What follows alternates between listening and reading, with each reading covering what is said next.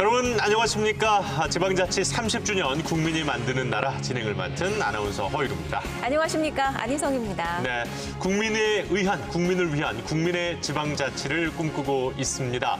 지방자치 30주년 국민이 만드는 나라는 지역 MBC 16개사가 공동 기획해서 총 6번에 걸쳐서 편성되고 방송될 예정입니다. 네, 국민이 만드는 나라. 오늘 이 첫 방송은 1부와 2부로 나뉘어서 진행됩니다. 네. 먼저 1부는 지방자치의 의미와 역사에 대해서 알아보고요. 2부는 현재와 앞으로의 전망을 토론을 통해 해보겠습니다. 네, 말씀드린 대로 국민이 만드는 나라답게 정말 많은 국민 여러분들께서 또 이 스튜디오에 함께 해주고 계십니다. 인사 나눠보겠습니다. 어서 오십시오. 반갑습니다. 예, 반갑습니다. 네, 정말 화면 가득히 많은 분들이 모여주셨습니다. 그렇죠. 네. 예, 뭐 정말 전국 곳곳에서 또 이렇게 오늘 스튜디오에 화면으로 네. 함께 해주셨는데요. 네, 그런데 이분들이 단순한 그냥 참여자분들이 아니시고요. 그렇죠. 이 국민이 만드는 나라의 국민 참여단이십니다. 네. 더 자세한 소개 잠시 후에 해드리도록 하겠습니다. 네. 자, 그리고 오늘 또 스튜디오에 함께 이야기 나눌 분들 지금부터 소개해 드리도록 하겠습니다. 네, 음영동 성신여대 명예교수 나오셨습니다. 네, 안녕하세요. 네, 오십시오. 어서 오십시오. 자, 먼 걸음 해주셨는데요. 박승원 광명시장 나오셨습니다. 네, 안녕하세요. 어서 오십시오. 네. 그리고 상대적으로 가까이서 오셨네요. 예. 자, 부산의 이성문 연제구청장 자리해 주셨습니다. 예, 어서 오십시오. 반갑습니다. 예, 사실 저도 이제 코로나19 때문에 부산을 자주 못 왔다가 그렇죠. 오늘 참 오랜만에 왔는데요. 여전히 참 아름답고 예, 그리고 정말 맛있는 곳도 많은 매력적인 도시가 부산입니다. 그런데 이 코로나19 상황도 그렇고 또 요 사이에 비가 좀 많이 오지 않았습니까? 걱정이 좀 많으셨을 것 같아요.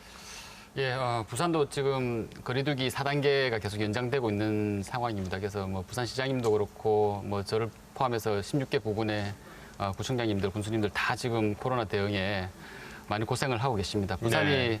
아무래도 또 관광 도시다 보니까 찾아오시는 분들이 부산에 대한 좋은 인상을 또 가지고 돌아가실 수 있도록 저희가 부산 지역을 잘 또 보다듬고 또 이 좋은 이미지를 가져갈 수 있도록 네. 지금 열심히 또 노력하고 있습니다. 네. 네. 자, 그리고 박승원 광명시장 나오셨는데요. 네. 시장님, 광명시가 지방자치를 그렇게 잘한다고 전국에서 소문이 났던데요. 네. 칭찬해 주셔서 감사합니다. 근데 전국의 그 지방자치단체가 다 열심히 자치분권 활동을 좀 하고 있습니다. 네. 그런데 좀 더 많은 시민들이 이제 그 시 행정에 참여할 수 있는 시스템도 만들고 또 시민들 스스로가 자치적에 참여할 수 있고 그것을 경청할 수 있는 문화를 만들어 나가는 것이 정말 중요하다고 생각하고 있는데요. 예. 앞으로도 그 노력들을 다 열심히 잘할 거라고 보고 있고요.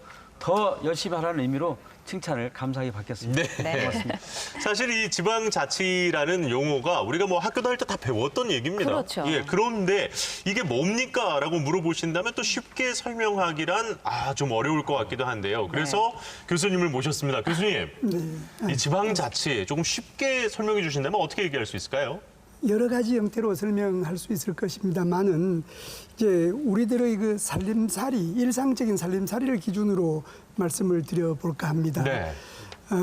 우리는 이제 의식주를 비롯해서 이렇게 이 살림살이를 꾸려나가고 있잖아요. 그렇죠. 근데 대부분은 오늘날 사회에서 주민들 스스로, 우리들 스스로가 해결을 해 나가요. 이제 그런데 어떤 그 살림살이 중에는 개인으로서는 해결해 나가기 어렵거나 또 해결해 나가더라도 좀 이렇게 이 덜 만족스러운 그런 일들이 이제 자주 일어나요. 이제. 예.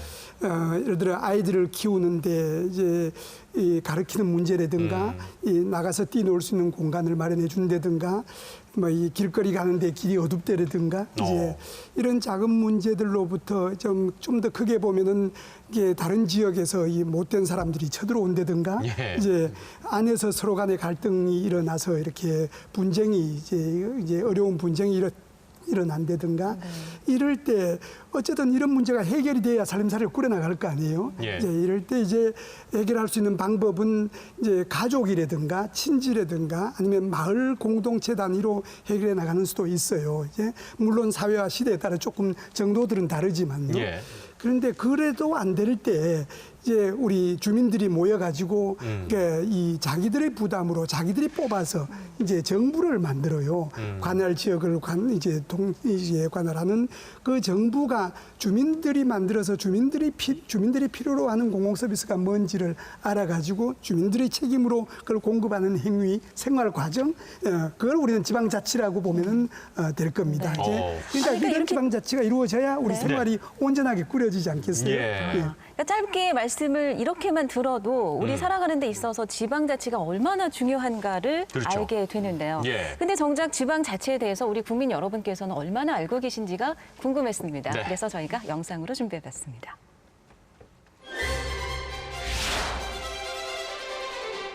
지방자치법 전부 개정 법률안 대안은 가결되었음을 선포합니다. 32년 만에 지방자치법이 전부 개정된 2021년은 지방자치구의 30주년을 맞는 해이기도 합니다. 국민이 주인이 되는 새로운 지방자치 시대를 열며 큰 변화의 물결을 맞이한 지금. 지방자치에 대한 국민의 관심은 어떨까요? 지방자치를 하는 거는 알고 있는데 뭔가 크게 막 관심을 가져본 거는 적은 것 같아서 지방자치가 혹시 필요하다고는 생각하시나요? 그렇게 크게 필요 없지 않을까 싶습니다. 알아야 제가 뭐라고 답변을 드릴 수 있을 것 같은데 아는 게 없어서 어떻게 해야 된다, 뭐 좋다 나쁘다에 대해서 얘기할 수 있는 수준의 정보조차도 모르는 것 같아요. 권한이 한 곳에 집중되면은 좋지 않으니까 분리되면 분리될수록 좋다고 생각하고 권한들이 이제 시민들의 손으로 가면 그게 바람직한 방향인데 그러기 위해서는 지방자치가 꼭 필요하다고 생각을 합니다. 전국 만 18세 이상의 성인 남녀를 대상으로 조사한 결과 응답자 중 73.3%가 지방자치가 필요하다고 답변했습니다.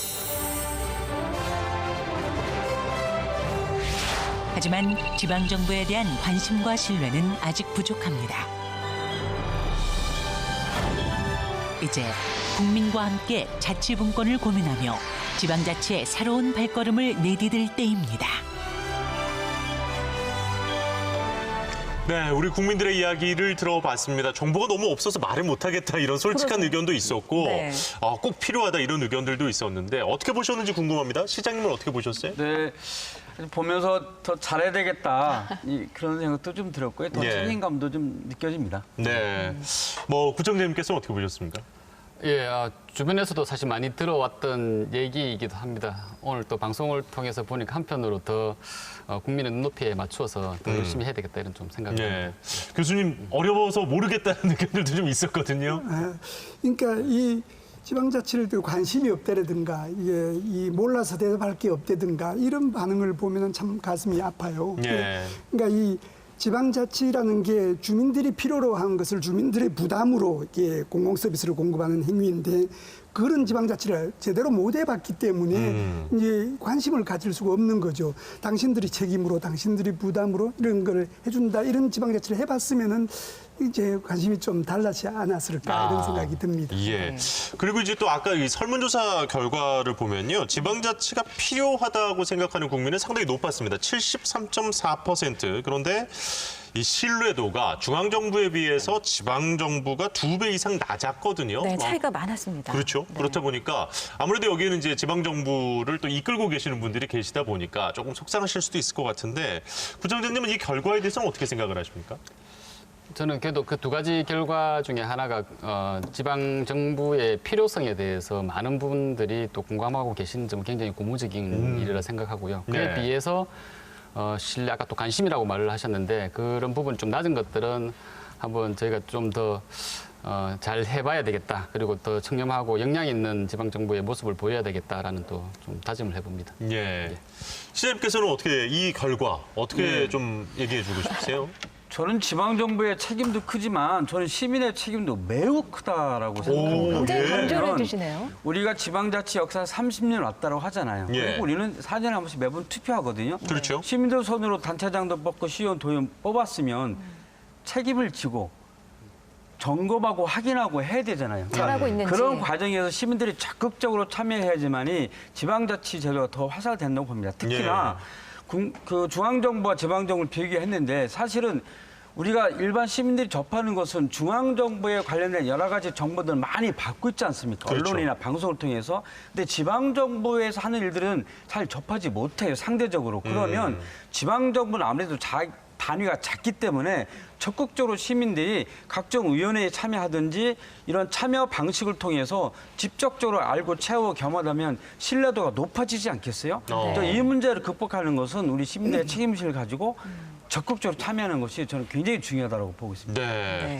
그렇기 때문에 이런 분들이 사실 계시는 거잖아요. 그렇죠. 지금 우리 스튜디오에 네. 함께하고 계시는 분들인데요. 이제는 좀 이 구체적인 정체를 좀 알려주시죠. 알려드리겠습니다. 네. 이분들이 바로 국민이 만드는 나라 1편부터 6편까지 우리나라 국민으로서 주권을 행사하는 주민으로서 함께해 주시는 국민참여단 여러분들이십니다. 네.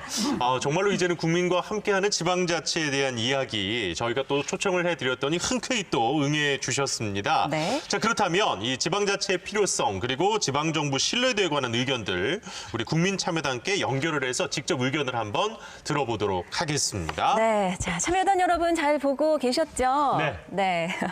자, 지방자치의 필요성과 지방정부 신뢰도에 관해서 이제 좀 말씀을 나눠봤는데요. 네. 한번 만나보도록 할까요? 예. 안녕하세요. 안녕하세요. 안녕하세요. 네.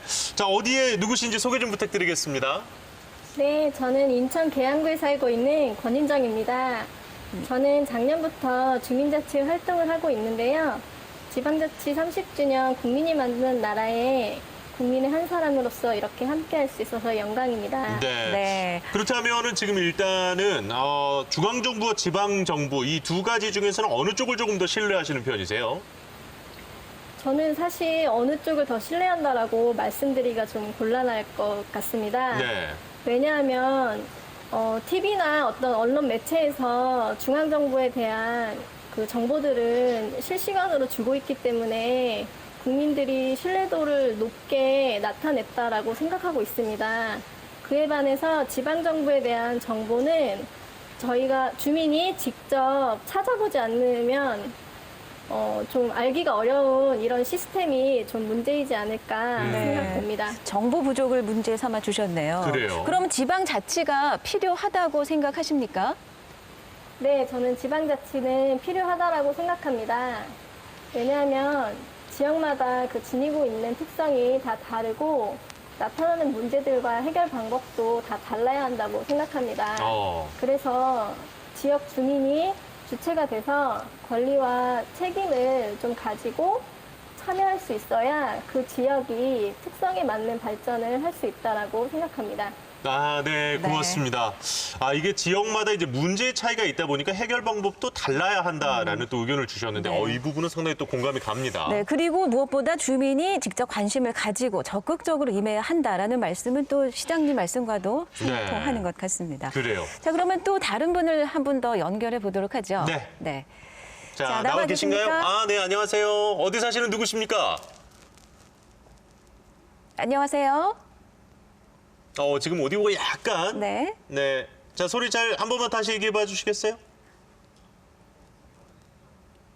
아직 연결 상태가 고르지 못한 것 같네요. 네. 이번에 남성분께서 참여를 해주셨는데. 네. 자, 일단 저희가 저희가 생방으로 또 진행을 하고 있다 보니까 지금 소리에 약간의 좀 문제가 있었던 것 같습니다. 네. 일단은 무엇보다도 지역 문제의 차이는 각자 해결 방법이 지역마다 다를 수밖에 없다. 그리고 정보의 비대칭에 대한 이야기를 우리 첫 번째 시민분께서 해주셨는데 이 부분은 시장님 의견과 아주 일맥상통하는 것 같은데요.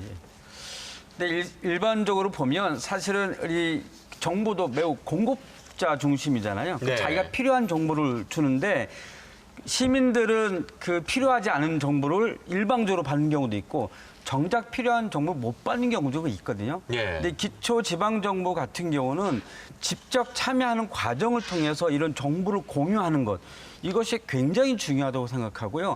하나의 지역사회가 공정하게 공공성을 확보하면서 가기 위해서는 그런 공감하는 그런 정책들을 펼쳐나가는 데 있어서 시민 참여가 저는 굉장히 중요하다고 보고 있습니다. 그러니까 참여를 하려면은 정보를 알아야 하기 때문에 그렇죠. 그런 만큼 또 저희 언론의 역할이 특히 지역 언론의 지방자치단체의 역할이 중요하지 않을까라는 생각이 듭니다. 네.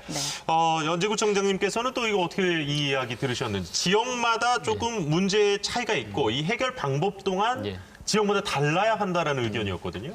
예, 아까 말씀하신 분 말씀 중에 저는 참 인상적으로 생각하는 것이 보통 이제 지방자치, 주민자치, 국민 주민 참여 이렇게 얘기하면 어느 정도 뭐 요구 사항에 대한 얘기들 주로 많이 생각하실지 않을까 이런 생각을 하는데 한편으로는 주민 참여를 하시는 의향이 있으신 분들 그런 분들이 또한 주민들의 어떤 책임 그리고 또 관심 이런 부분에 대해서도 스스로 생각하고 있다는 것이 저는 굉장히 인상적이라고 생각합니다. 아까 박성원 시장님 말씀하신 것처럼 시민의 참여 그리고 참여를 위해서 어떤 정보의 어떤 충분한 제공 이런 것들이 계속적으로 좀 이루어져야 좀 더 발전할 수 있지 않을까 이런 생각이 들었습니다. 그래요. 예.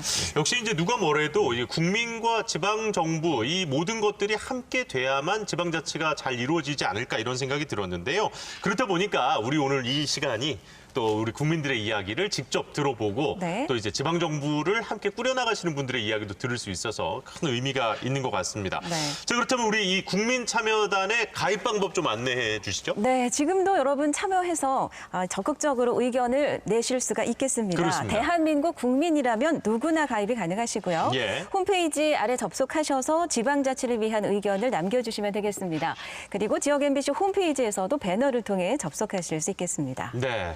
자, 그리고 이제 첫 번째 이야기하신 분들도 주민자치회 활동에 대한 얘기를 또 짤막하게 해주셨는데 역시 이제 그런 부분에서 체험하는 경험을 내가 직접 해보느냐 이런 것들도 정말 중요할 것 같거든요. 그렇습니다. 이미 내가 몸으로 터득을 해야 무엇이 필요하고 무엇이 부족한지를 알 수 있지 않겠습니까? 그렇죠. 네. 아는 만큼 더 많은 것들이 보이기 때문에 오늘 교수님 역할이 중요하리라는 많이 좀 생각이 듭니다. 알려주십시오. 예. 교수님, 우리나라 지방자치 역사가요. 언제부터 시작된 겁니까? 우리 그 정부가 수립되고 재헌헌법이 만들어지고 그 이듬해 49년에 지방자치법이 만들어져요. 네, 자치법이 만들어졌다고 바로 시행되지 못하고 여러 가지 정치적 이유로 연기되다가 1952년에 와서야 이제 이 기초 그 의회 선거를 하면서 지방자치가 시작됐다고 보시면 되겠습니다. 이게 이제 현대적 의미로는 그렇게들 하는데 지방자치를 어떻게 규정짓느냐에 따라 가지고 역사가 더 올라가기도 해요. 이제 이 지역의 일을 지역 주민들이 스스로 해결한다는데 초점을 맞추는 사람들은 이 조선 시대 때 향회라는 게 있어요. 그 지역의 일들은 물론 그 당시는 양반들 중심이었습니다만은 지역의 일을 그 지역의 이 사람들이 모여서 의논하는 그 향회라는 게 있었고 거기에 대표격으로 유향소라는 것이 있어가지고 중앙정부에서 파견되는 오는 그 이 수령들을 자문도 하고 감찰도 하는 그런 기구가 있었어요. 그래서 이 조선 시대까지 올라가기도 하고 더 거슬러서 고려 시대 때 사심관 제도라는 데까지 올라가기도 합니다.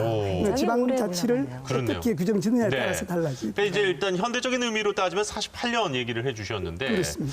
그 시장님 그런데요. 올해가 2021년인데 지방자치 우리가 30년 얘기를 하고 있습니다. 근데 48년이면 이게 좀 뭐가 안 맞는데요? 좀 복잡하긴 한데요. 그러니까 그 1948년도에 재헌헌법에서 처음으로 명시를 하죠. 그리고 1949년도에 지방자치법을 제정해서 시작을 하게 되는데 말씀하신 대로 52년도에 처음 했잖아요. 그런데 1961년도에 헌법에서 지방자치법이 빠집니다. 빠지고 다시 부활해서 시작한 것이 1991년이죠. 근데 1991년도에 부활을 해서 그 지방의원 선거를 하는데 실제로 본격적인 지방자치 선거는 1995년도입니다. 왜냐하면 그때야 비로소 처음으로 지방자치 단체장, 시장, 군수, 구청장 그리고 기초의원, 광역의원 다 뽑는 게 1995년도입니다. 그러니까 이게 사실 역사가 긴데 본격적으로 시작된 것은 부활한 것은 91년도고 예. 본격적시한 것은 95년도 이렇게. 그렇기 때문에 이제 91년을 기준으로 두고 그렇죠. 올해가 91년 30년이다. 기준으로 하면 30년인 거죠. 예, 그렇군요. 그 왜 올해를 지방자치 30주년이다라고 하는지 확실하게 알게 됐습니다. 그렇습니다. 그런데 이 역사를 말씀만으로도 다 담기에는 길고 또 사연이 복잡하여서 그렇죠. 저희가 영상으로도 한번 준비를 해봤습니다. 네. 보고 오시겠습니다. 올해는 지방자치제도가 부활해 지방의회가 개원한 지 30년이 되는 해입니다.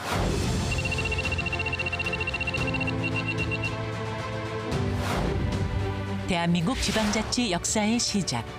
1948년 정부 수립과 함께 선포된 제헌헌법에서 지방자치는 명문화됐습니다. 이듬해인 1949년 최초의 지방자치법이 제정되면서 우리나라 지방자치도 본격 출발했습니다. 1952년 한국전쟁의 혼란 속에서도 이루어진 첫 지방선거. 그러나 1961년 5.16 군사정변으로 인해 풀뿌리 민주주의는 꽃도 피우지 못한 채 중단되고 말았습니다. 1987년 6월 민주항쟁의 성과로 부활의 신호탄을 쏘아올린 지방자치. 진정한 풀뿌리 민주주의를 구현하기 위해 시민의 품으로 돌아왔습니다. 1991년 기초의회, 광역의회가 재구성되면서 중단된 지 30년 만에 부활한 지방자치. 숱한 곡절 끝에 1995년 제1회 전국 동시 지방선거를 치르며 본격적인 지방자치 시대가 열렸습니다. 1948년 정부 수립부터 시작됐으나 국민의 삶에 튼튼하게 뿌리내리기까지 수많은 변화와 역경을 견뎌낸 우리의 지방자치. 지방자치 부활 30주년. 국민이 주인이 되는 민주주의의 마중물 지방자치를 위해 모두 함께 고민할 때입니다. 네, 한눈에 보는 대한민국 지방자치 역사였습니다. 그렇습니다. 그러니까 교수님, 우리나라 지방자치 역사를 크게 세 부분으로 나눌 수가 있는 거네요. 네, 우리 지금 화면에 보셨듯이 이제 드러난 사건들, 그러니까 역사적 사건을 계기로 이제 구분을 했을 때 이제 저렇게 그러니까 처음에 제헌헌법에서 자치 규정이 들어오고 자치법이 만들어지고 52년에 그 기초의원 선거가 이루어져서 이제 쭉 시행되다가 61년에 이제 폐지되기까지 그게 이제 태동기라고 얘기할 수 있죠. 예.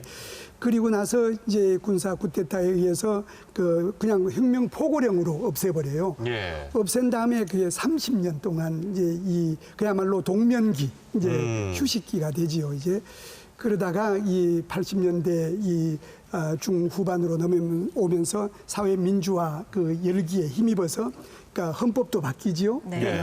그 헌법에서 다시금 이제 지방자치 규정이 들어오고 지방자치법이 또 바뀌고 그래서 91년에 이제 그 기초하고 광역 의원들 선거가 있고 우리 시장님 말씀하셨듯이 95년에 자치단체장 선거가 있고 이제 그러면서 이제 민선 일기가 시작이 됐어요. 그리고 지금까지 그거를 이제 지방자치 뭐 발전기 이렇게 얘기하는 분들도 계시는데 그 제대로 지방자치가 발전했는가에 대해서는 또 이론도 있을 수 있기 이야기를 좀 때문에 해봐야 될 것 그냥 같네요. 또 다른 단계가 이제 진행되고 있다 이래 보시면 될 것 같습니다. 그래요. 자, 그러면 일단 좀 하나하나 이야기를 좀 해보도록 하겠습니다. 먼저 이제 지방자치 1기, 그러니까 1948년 제헌헌법 때부터 이제 60년 정도까지 이야기를 좀 해볼까 하는데요. 일단은 1948년, 네. 이제 말 그대로 이제 해방 이후에 첫 번째로 우리나라에 법이 생긴 건데 이때 이 지방자치의 개념이 명시가 됐다는 게 정말 놀랍습니다. 예. 사실 또 우리 이성문 연지구청장께서 법조인 출신이시기 때문에 이거 좀 여쭤보고 싶은데 이때 당시에 이 지방자치 개념 어떻게 좀 얘기를 해주실 수 있을까요? 뭐 저도 우리나라가 제헌헌법 때부터 이렇게 지방자치의 제도를 도입을 하겠다라고 한 것은 굉장히 아주 저는 발전적이라고 대단한 생각을 거죠. 하고요. 예.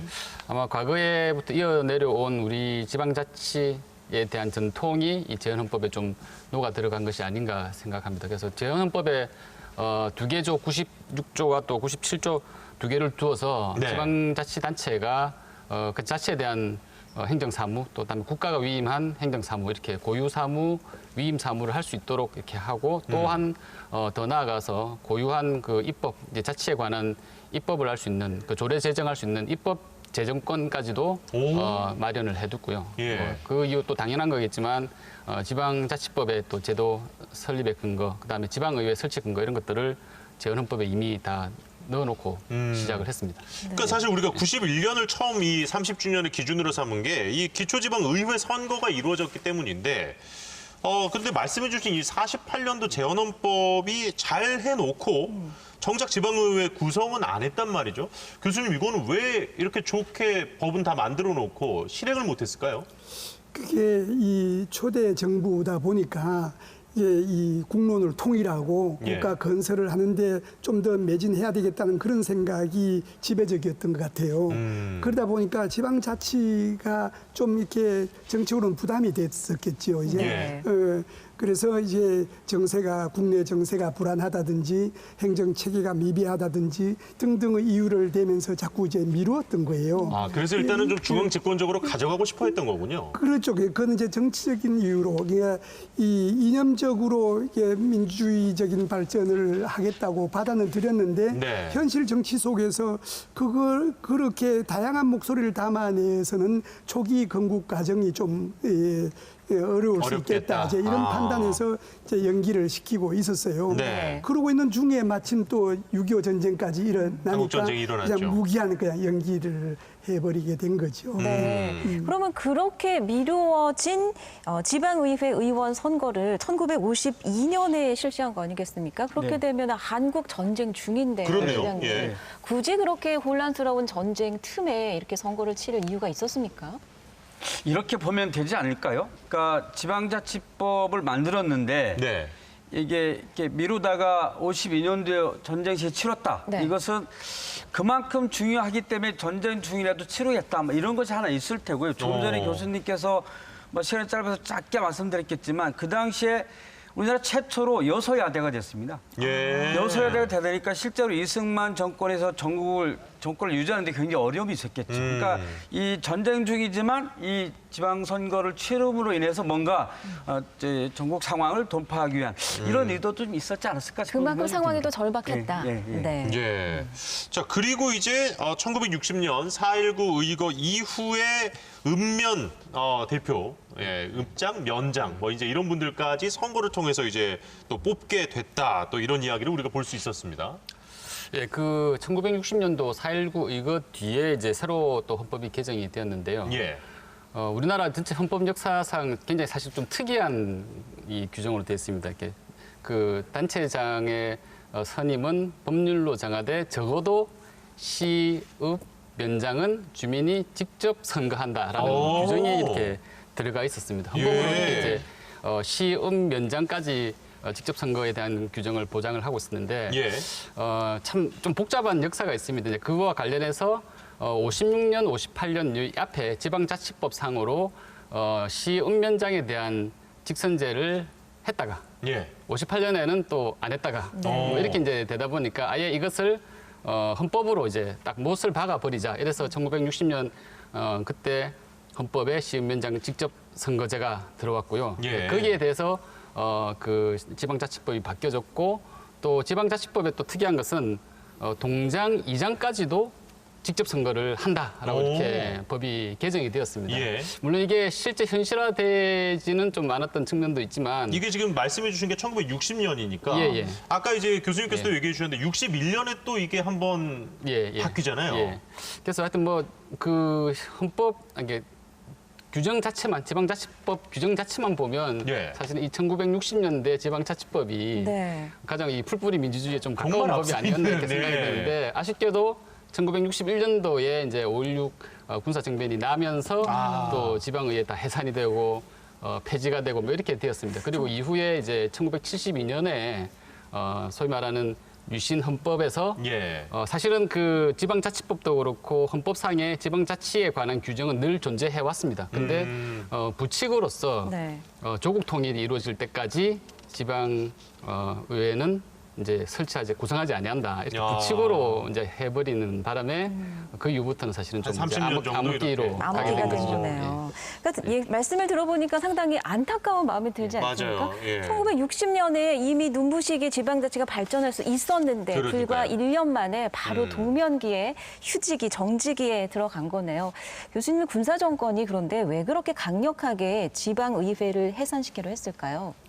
이제 이 군부 세력들이 소위 말하는 자칭 그 혁명과업을 완수하기 위해서는 그 지방 행정도 다양하게 이루어지기보다는 이제 일률적으로, 능률적으로 이루어지는 게 좋겠다는 판단이 있었을 거예요.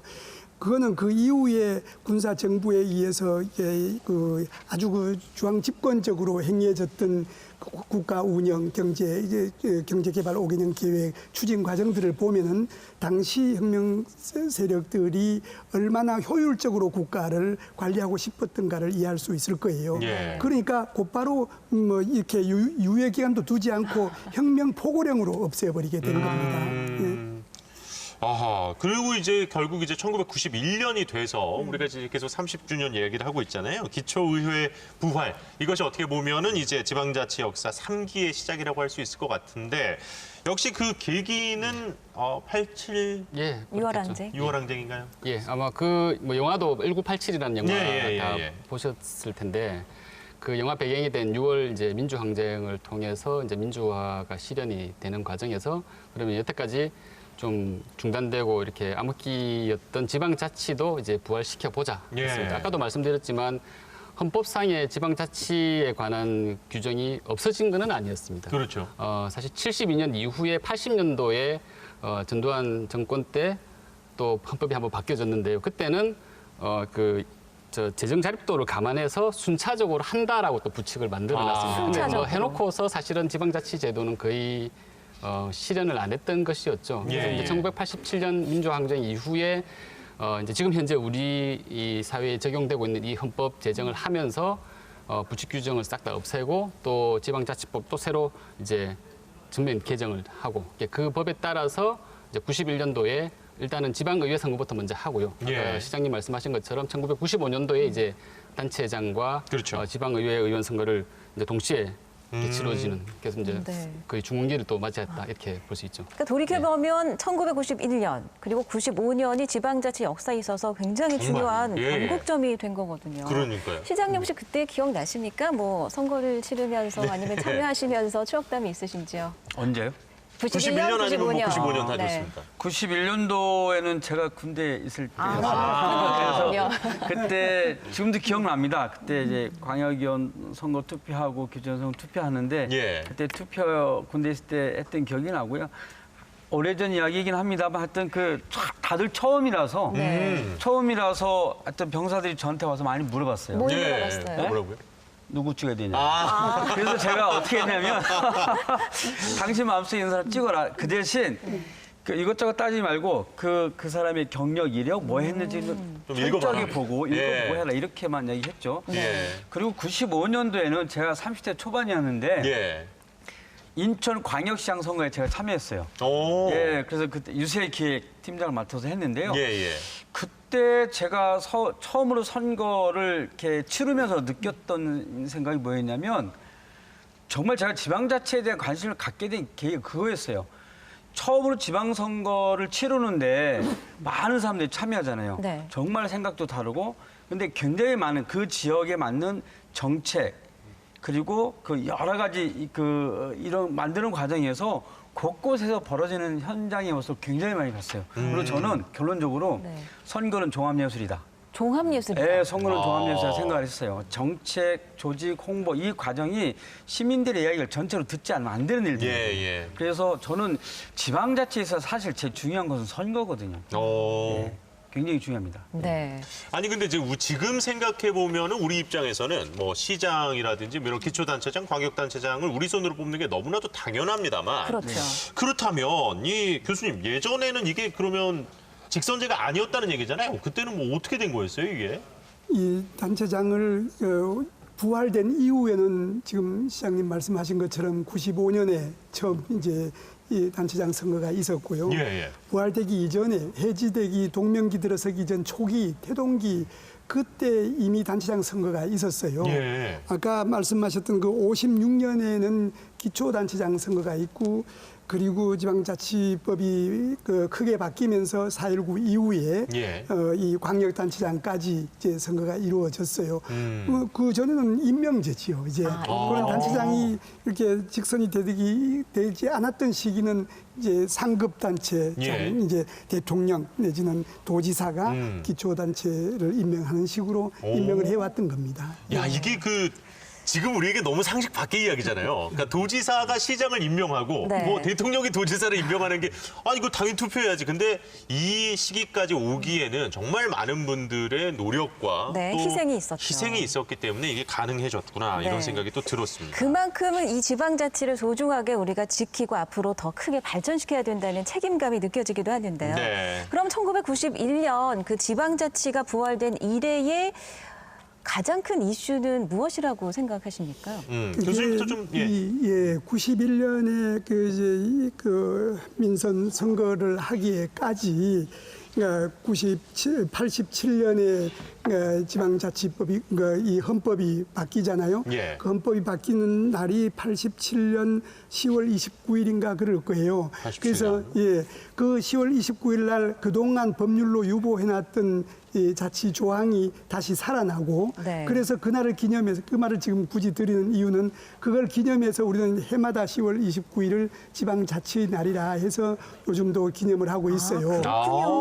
그렇군요. 네. 그래서 그 이후에 이제 이 지방자치법이 바뀌고 이제 실시하기로 돼 있었는데 이 정치권에서 자꾸 이제 이런저런 이 핑계를 대면서 이렇게 미루는 거예요. 예.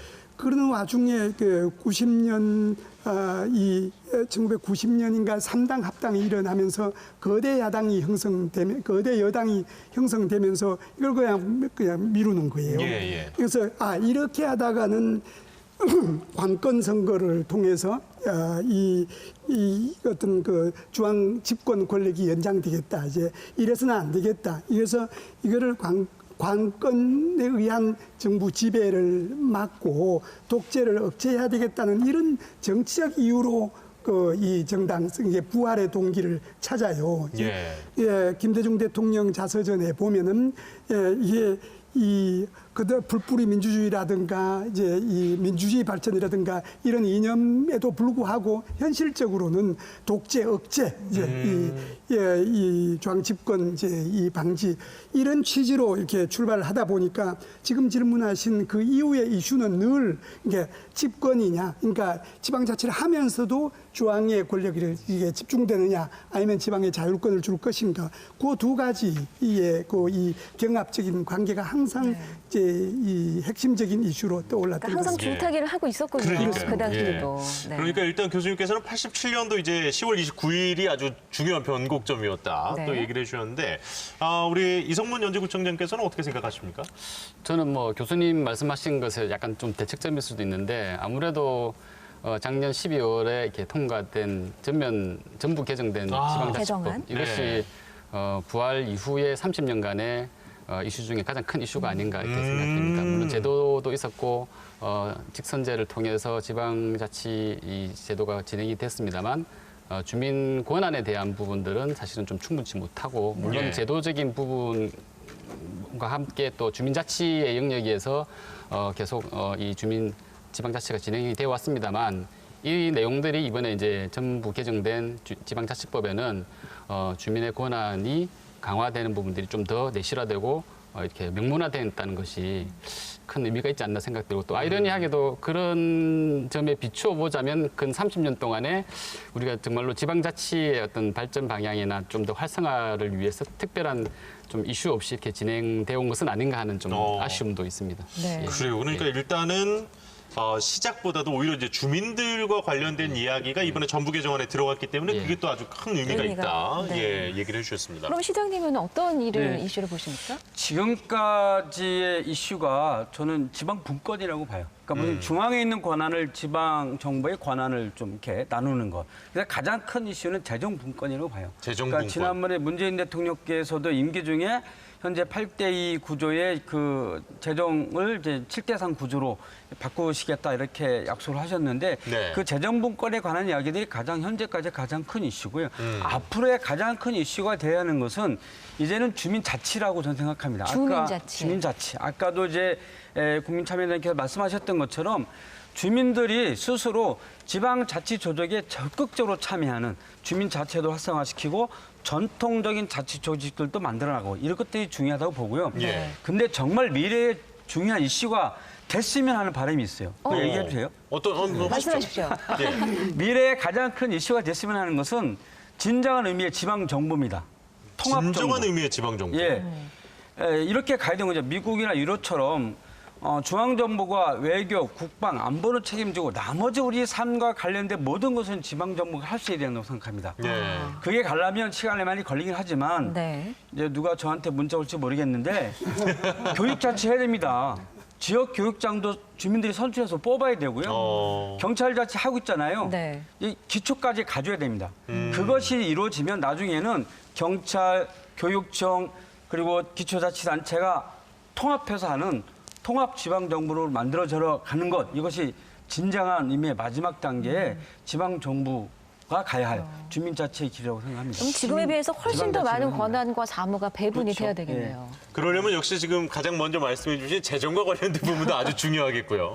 그래서 오늘 국민이 만드는 나라가 제가 방금 말씀드린 그러한 통합 지방 정부를 만드는 것이 국민의 나라가 되는 길이라고 생각해요. 네, 박성원 광명시장께서 또 해주신 원대한 우리가 나아가고 싶은 또 그런 길에 대한 이야기도 좀 들어봤는데요. 큰 그림을 그려주셨습니다. 네, 자 이렇게 우리가 또 이야기를 나누는 동안 또 깜짝 손님이 한 분 찾아주셨다고 합니다.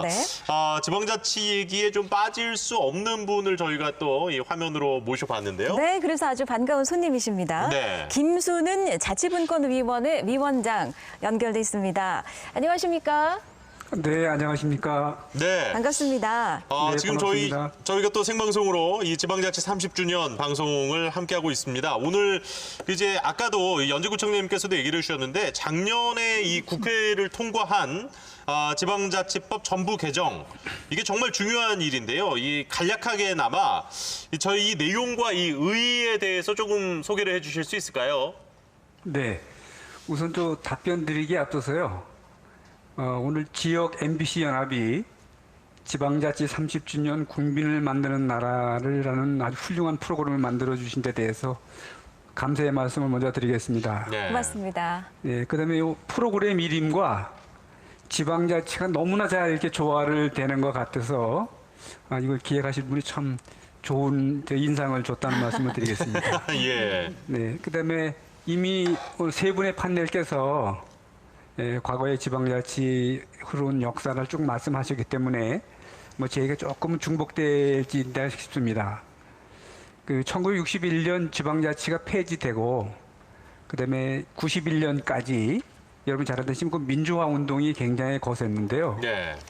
그 민주화 운동 과정의 중요한 구호가 대통령직 선제가 지방자치 부활에 있었습니다. 지방자치 부활이 아마 대한민국의 민주주의 발전에 꼭 필수적이다라고 하는 그런 인식에 대한 반영인데요. 그러니까 1987년 6.29 선언 이후에 지방자치를 실시해야만 여야 간의 정권 교체를 통한 민주주의 발전을 한다는 확고한 그런 인식들이 강해서 그 인식을 대변하려니까 서둘러서 지방자치를 해야 되잖아요.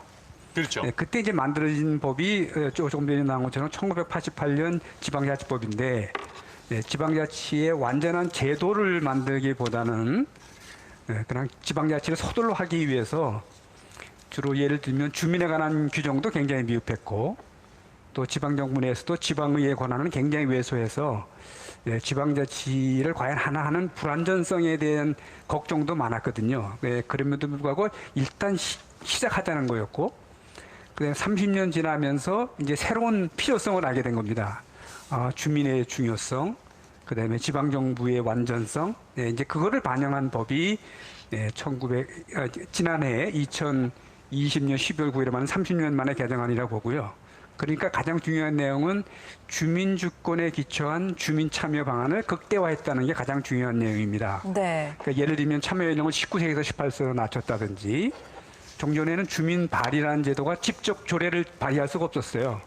근데 이제 주민 직접 발의를 만들었다든지 주민 참여 청구 제도에 대한 요건을 완화했다든지 하는 게 가장 중요한 내용이고요. 네. 그다음 두 번째는 지방정부의 완전성을 만들기 위해서 지방의회에 도와주는 보좌기구에 대한 임명권도 단체장이 갖고 있었어요. 네. 그거를 이제 의회로 돌려주는 일.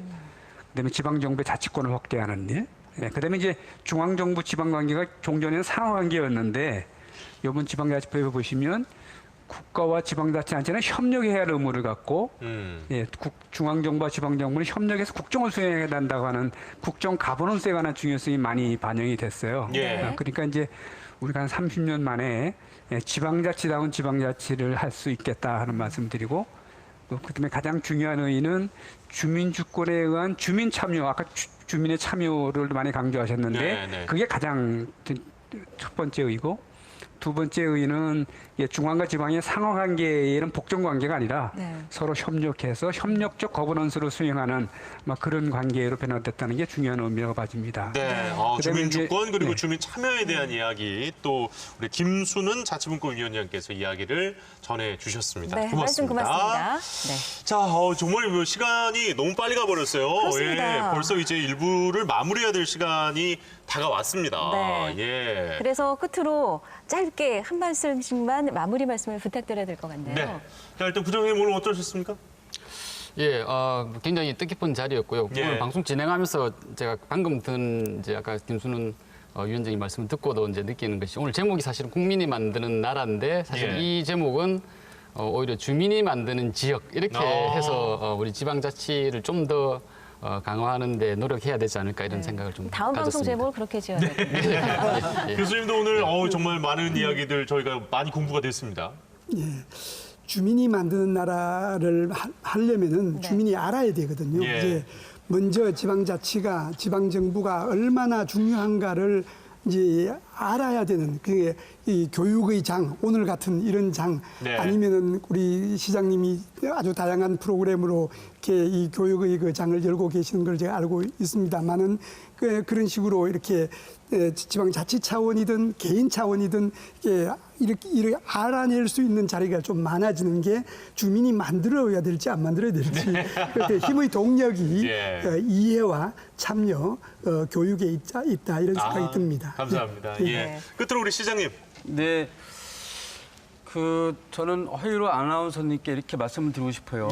동네에서 주민조직에 단 하나라도 참여하고 계신지, 그렇죠. 살고 계신 도시에서 무슨 위원회 하나라도 들어가 계신지, 정말 이제 저도 방송 언론과 관련된 위원회에 들어가셔서 뭐 이렇게 잠을 하시는지, 살고 계신 동네의 시장이 전반적으로 이제 동네 주민들의 관심이 많은지 좀 이렇게 역할을 해줬으면 좋겠어요. 결론적으로 무슨 얘기냐면 시민 한 분이 우리 동네에서 주민조직 하나라도 참여했으면 좋겠어요. 주민자치센터에 아니면 그 구청에 연제구청에 무슨 내가 법대 나오셨으면 이것만 하는 게 아니라 그러니까 법률 자문위원회도 참여하면서 시민들께서 국민들이 어떤 것에 가장 관심 있는지 그렇게 참여하는 시민으로서의 위대한 시민의 모습을 보여줬으면 좋겠습니다. 많은 걸 또 느끼게 해주시는 우리 시장님의 이야기까지 만날 수가 있었는데요. 자, 저희가 또 이 생방이다 보니까 시간 관계상 1부를 벌써 마무리해야 될 시간이 됐습니다. 이어지는 2부에서는 박형준 부산시장 그리고 김영롱 전남지사, 이동진 도봉구청장과 함께 또 여러 가지 이야기 나눠보도록 하겠습니다. 그리고 지방자치를 격려하는 깜짝 국민 영상이 도착해 있습니다. 지방자치, 주민자치를 위해서 앞으로 힘써달라는 그런 응원의 마음을 담아 보내드리면서 아쉽지만 오늘 출연자 여러분도 보내드리도록 하겠습니다. 세 분 오늘 정말 좋은 이야기 고맙습니다. 고맙습니다. 감사합니다. 저희는 잠시 후 2부로 돌아오겠습니다.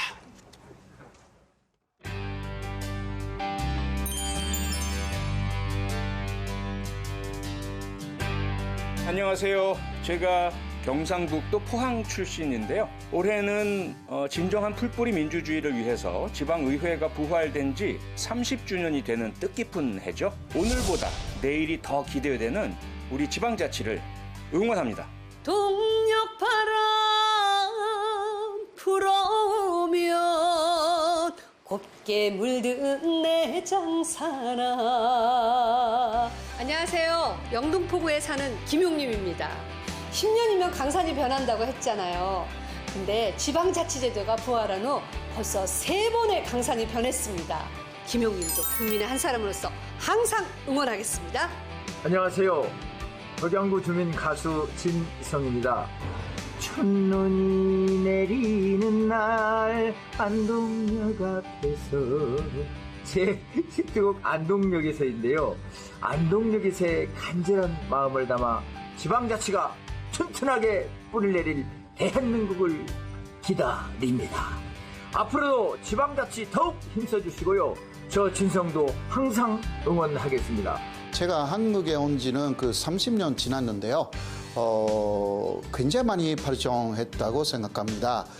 지방이 많이 활성화된 곳이 대단히 많아졌습니다. 제가 그렇게 느끼고 앞으로 대한민국의 지방자치의 미래는 대단히 희망적이라고 생각합니다. 대한민국 지방자치를 응원합니다. 안녕하세요. 브라질에서 온 카를로스 고리투입니다. 한국 지방자치가 부활된 지 30주년입니다.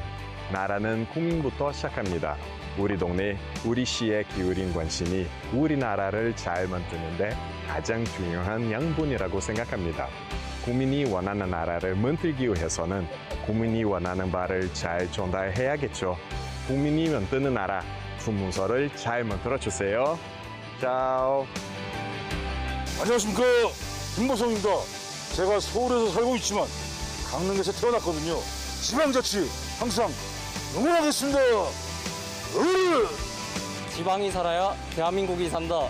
지방자치 화이팅! 지방자치 30주년 응원합니다. 화이팅! 전주 지방자치 화이팅! 우리 지역 지방자치도 화이팅! 화이팅! 화이팅! 응원합니다.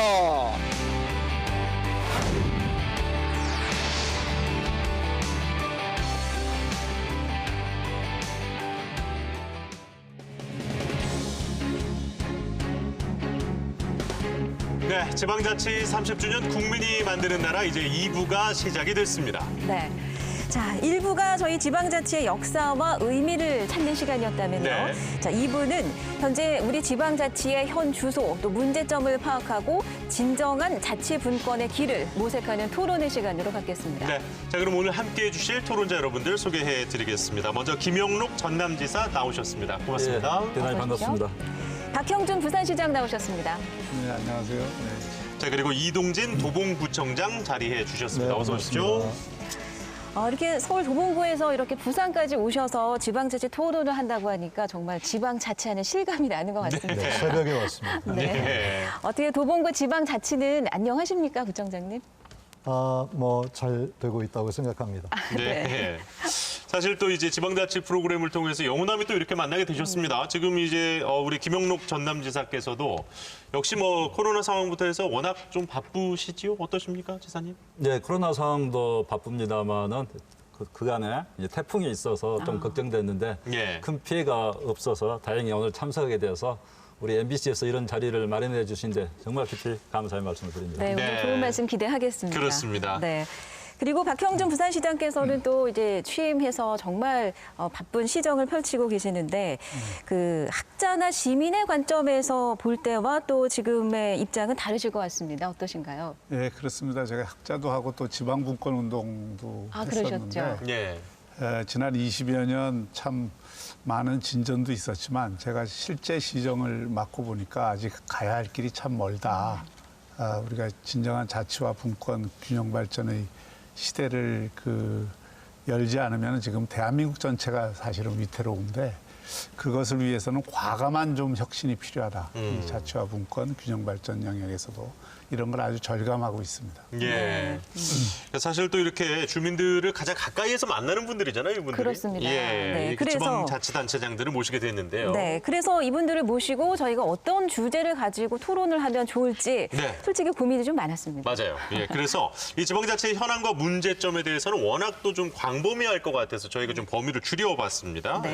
첫 번째는요, 지방자치가 지역의 개발로 이어지는가 이 얘기를 좀 해볼까 하고요. 또 두 번째는 좀 뜨거운 이야기가 오가지 않을까 싶은데요. 왜냐하면 이제 또 기초단체장과 광역단체장이 함께 자리하셨기 때문에 네. 권한 배분 이 두 가지 이야기를 조금 해보면 좋을 것 같습니다. 네. 그리고 특히 지역 개발은 지방자치 못지않게 우리 주민 여러분들께서 피부로 와닿는 그렇죠. 매우 관심을 가지고 있는 분야이기 때문에 오늘 흥미로운 토론이 기대됩니다. 네, 토론의 방식은 기본적으로는 세 분이 아주 자유롭게 토론하고 또 의견 나누실 수 있도록 시간을 충분히 드리도록 하겠습니다. 다만 모두 발언을 하실 때와 또 저희가 그때는 좀 지정을 해드리고요. 기본적으로 발언 시간은 한 번 하실 때 2, 3분 내외로 조금 부탁을 드리도록 하겠습니다. 네. 자, 오늘 토론의 첫 시작은 국민 인식 조사로 열고자 합니다. 네. 저희가 일부 출연자들께도 이제 같은 말씀을 드렸는데요. 이 국민의 만드는 나라 첫 회 오늘 방송과 잘 맞는 내용이라고 생각이 돼서 오늘 2부 출연자 여러분께도 답변을 들어보겠습니다. 예. 지방자치 부활 30주년을 맞아서 지역 MBC와 자치분권대학이 공동으로 전국에 거주하는 18세 이상 남녀 1000명을 대상으로 지방자치 관련 국민인식조사를 실시했습니다. 예. 먼저 지방자치 필요성에 관해서 물었습니다. 응답자 중 73.4%가 필요하다고 답변했습니다. 별로 필요하지 않다, 전혀 필요하지 않다는 20.3%로 필요하다고 답변한 응답이 필요하지 않다는 답변의 3배를 훌쩍 넘는 수치를 보여줬습니다. 자, 다음으로 중앙정부와 지방정부의 신뢰도에 대한 조사 결과입니다. 중앙과 지방정부 중에서 어디를 더 신뢰하는가라는 질문에 중앙정부를 더 신뢰한다는 답변이 58.2%를 보여서 지방정부를 더 신뢰한다는 24.5%보다 2배 이상의 차이를 보였습니다. 자, 일단은 이 조사 결과를 놓고 보면 지방자치가 필요하다고 느끼는 우리 국민 여러분들이 훨씬 많은데 네. 그럼에도 불구하고 이 중앙정부를 훨씬 더 지방정부에 비해서 신뢰를 한다. 이런 조사 결과가 나왔단 말이죠.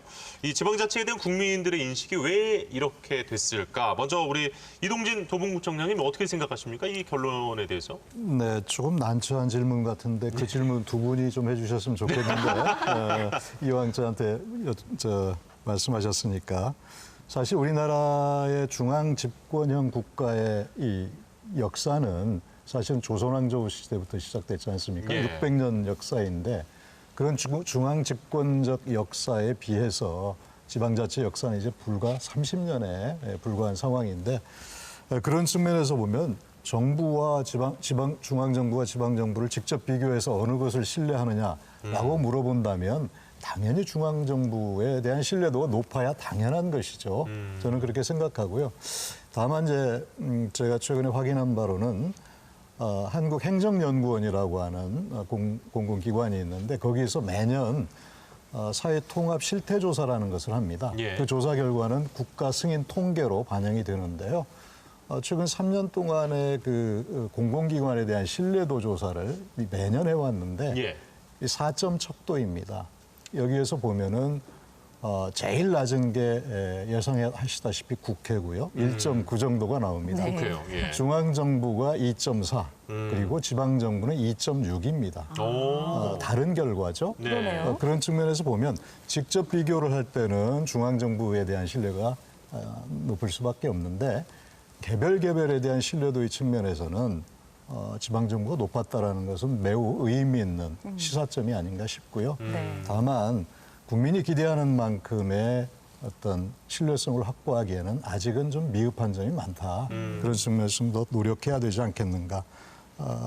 그렇지만 73% 이상이 필요하다고 그렇죠. 느낀 것은 예. 우리 지방자치의 역사를 보면은 상당히 긍정적인 요소가 아닐까 싶습니다. 네. 네. 그렇게 많은 분들이 필요하다고 느낌에도 불구하고 실제 지방정부에 대한 신뢰도는 낮다. 예. 자, 전남 지사님의 생각이 또 궁금합니다. 저는 이제 지방자치에 대해서 필요성에 대해서는 아까 73% 대단히 높게 나왔다고 생각하는데요. 예. 다만 중앙정부와 지방정부 간에는 지방정부가 너무 낮게 나온 것 아니냐. 저는 좀 수긍하기 사실 좀 어렵고요. 네. 도지사로 이렇게 근무하고 있는데 예. 좀 제가 이런 면에서 좀 죄송하게 생각을 합니다. 근데 아무래도 이제 중앙과 지방을 이렇게 물어보면은 모든 권한이 지금 중앙에 이제 이렇게 있고 예산도 정말 중앙에 이렇게 많이 지방이 이 권한이 있기 때문에 사실 이제 중앙이 일을 많이 하는 것으로 이렇게 보이지만 실질적으로 주민하고 체감할 수 있는 일, 민생 현장에서 하는 일들은 지방자치단체, 지방정부가 일을 훨씬 많이 하거든요. 예. 이제 그렇다 보니까 이렇게 체감할 수 있는 일, 가까이서 우리 주민들이 보고 느끼면서 중앙은 멀리 있다 보니까 아무래도 그냥 호감을 더 갖는 것 같고 자치단체는 내가 체감할 수 있는 일인데 왜 이렇게밖에 못하느냐 하는 그런 기대가 좀 충족이 안 돼서 이렇게 낮게 나온 거 아닌가 이런 생각도 해보는데요. 역으로 말하면 그만큼 우리 주민들하고 가까이 있다. 네. 저는 이렇게 생각을 합니다.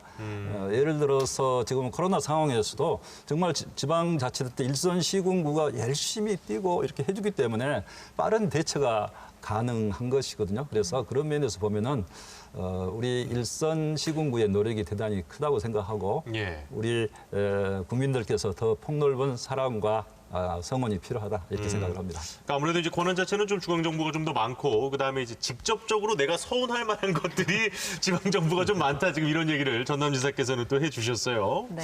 자 박형준 부산시장은 어떻게 생각하십니까? 저는 뭐 제가 사회학자고 여론조사도 좀 전공을 한 편인데 네네. 이 설문 자체가 지방자치 정신에 부합하지 않습니다.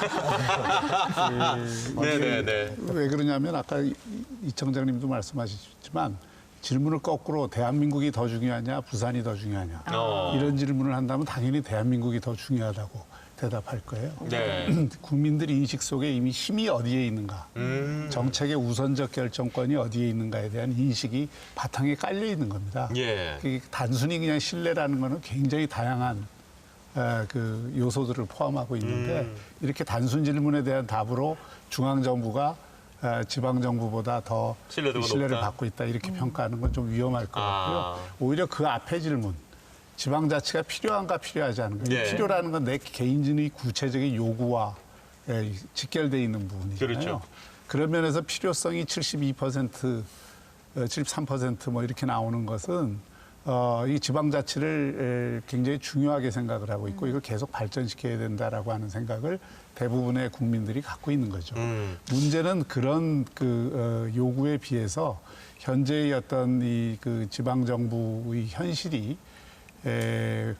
과연 국민들이 바라고 있는 지방자치에 대해서 바라고 있는 바를 충족시켜 줄 수 있는 여건과 생태계 또 그런 자원과 능력을 갖고 있는가 지방정부가 이 점에 대해서는 우리가 좀 냉철한 평가를 해봐야 될 필요가 있고 오늘 토론에서 계속 얘기가 될 것입니다. 예. 지금 이제 박형준 시장께서 얘기해 주신 지점이 바로 그런 지점인데요. 지금 이제 권한과 관련한 이야기를 아까 우리 전남지사께서도 얘기를 해주셨습니다. 뭐 지방정부의 권한이 상당히 좀 작다. 지금 이런 뉘앙스로 좀 느껴졌었는데요.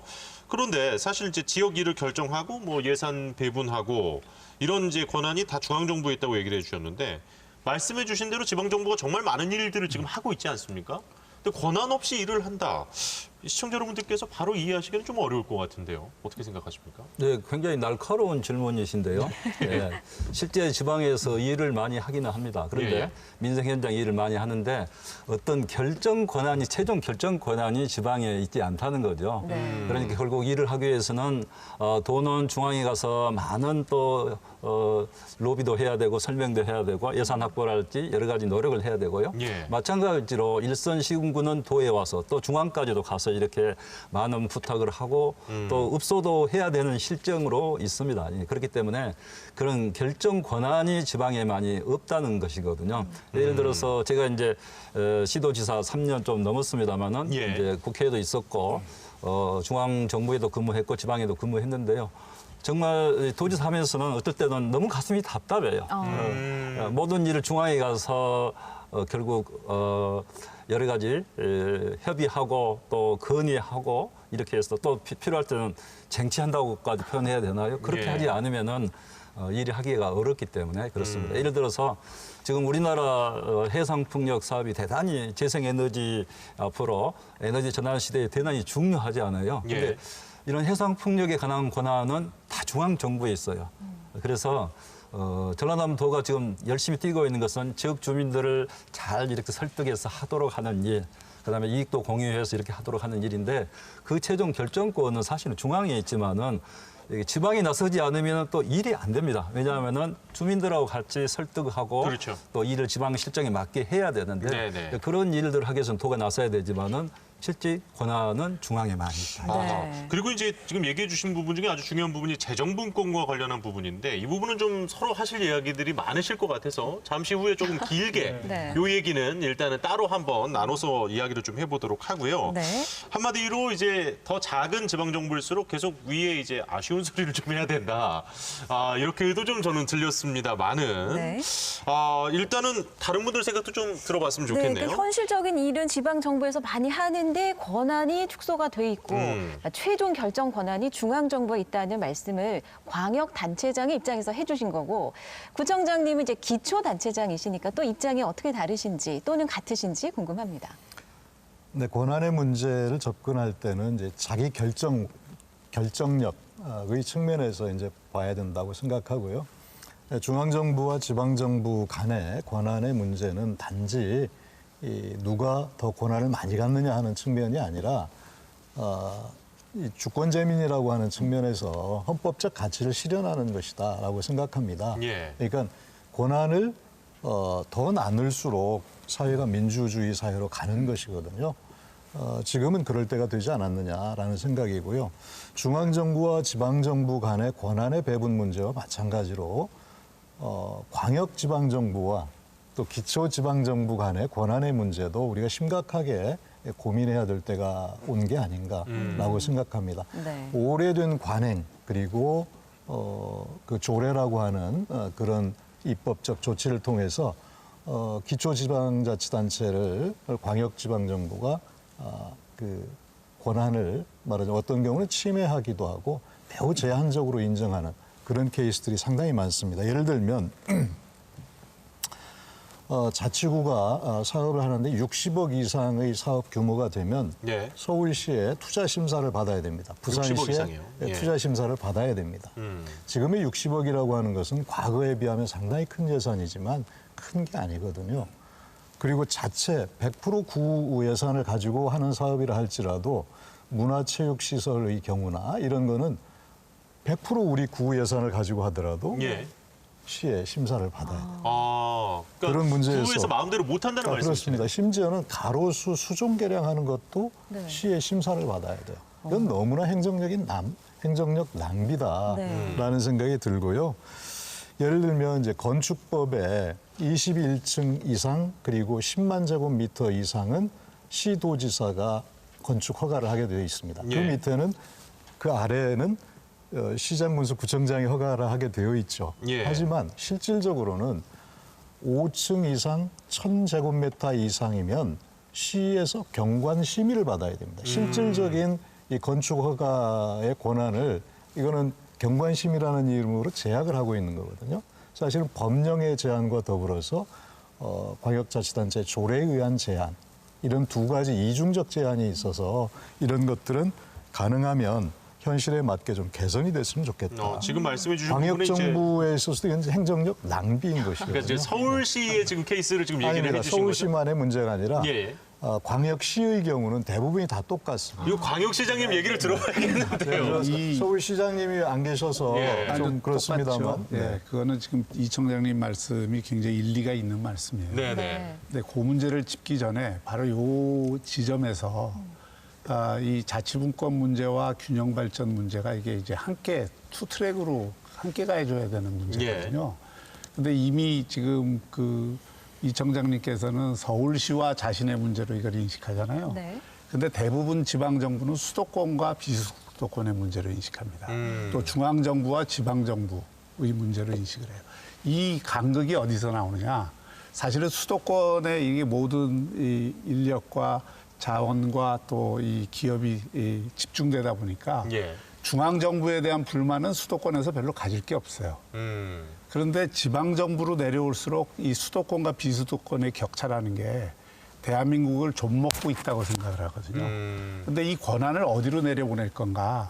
우선은 광역단체 쪽에 중앙정부의 권한을 내려보내야 이 중앙정부, 그 광역단체가 갖고 있는 권한을 기초단체에도 나눠줄 수가 있는 겁니다. 지금 제일 제가 생각하기에는 심각한 문제는 우리가 국가 경영 패러다임을 이제 바꾸자고 이런 방송도 하는 건데 예. 지금까지 국가 경영 패러다임은 일종의 수직적 국가 경영의 패러다임이에요.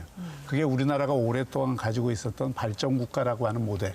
중앙 집권적인 그러면서도 중앙의 엘리트 관료를 중심으로 해서 모든 정책을 결정하고 지방은 거기에 따라서 주어진 최소한의 사무들만을 자주권을 가지고 할 수 있도록. 예. 그게 바로 이제 사무에 있어서 국가 사무 그리고 지방 사무가 있으면은 국가의 기관 위임 사무라는 거를 줘서 그렇죠. 지금 지방자치 25년 동안에 그 기관 위임 사무를 계속 조금씩 지방 사무로 전환을 해오고 있는데 아직도 대부분 중요한 그 업무들이 국가가 갖고 있거나 국가 기관 위임 사무로 돼 있습니다. 네. 그러니까 그 얘기는 거꾸로 얘기하면 지방 정부가 자율적인 권한을 갖고 하는 것은 대단히 제약돼 있다는 거죠. 지금 기초단체가 광역단체에서도 느끼는 갑갑함 이런 게 광역정부국 단체들은 중앙정부에 대해서 느끼는 답답함 똑같은 겁니다. 네. 이게 평행이론이에요. 그러면 기관 위임 사무를 없애야 된다고 생각하십니까? 저는 이게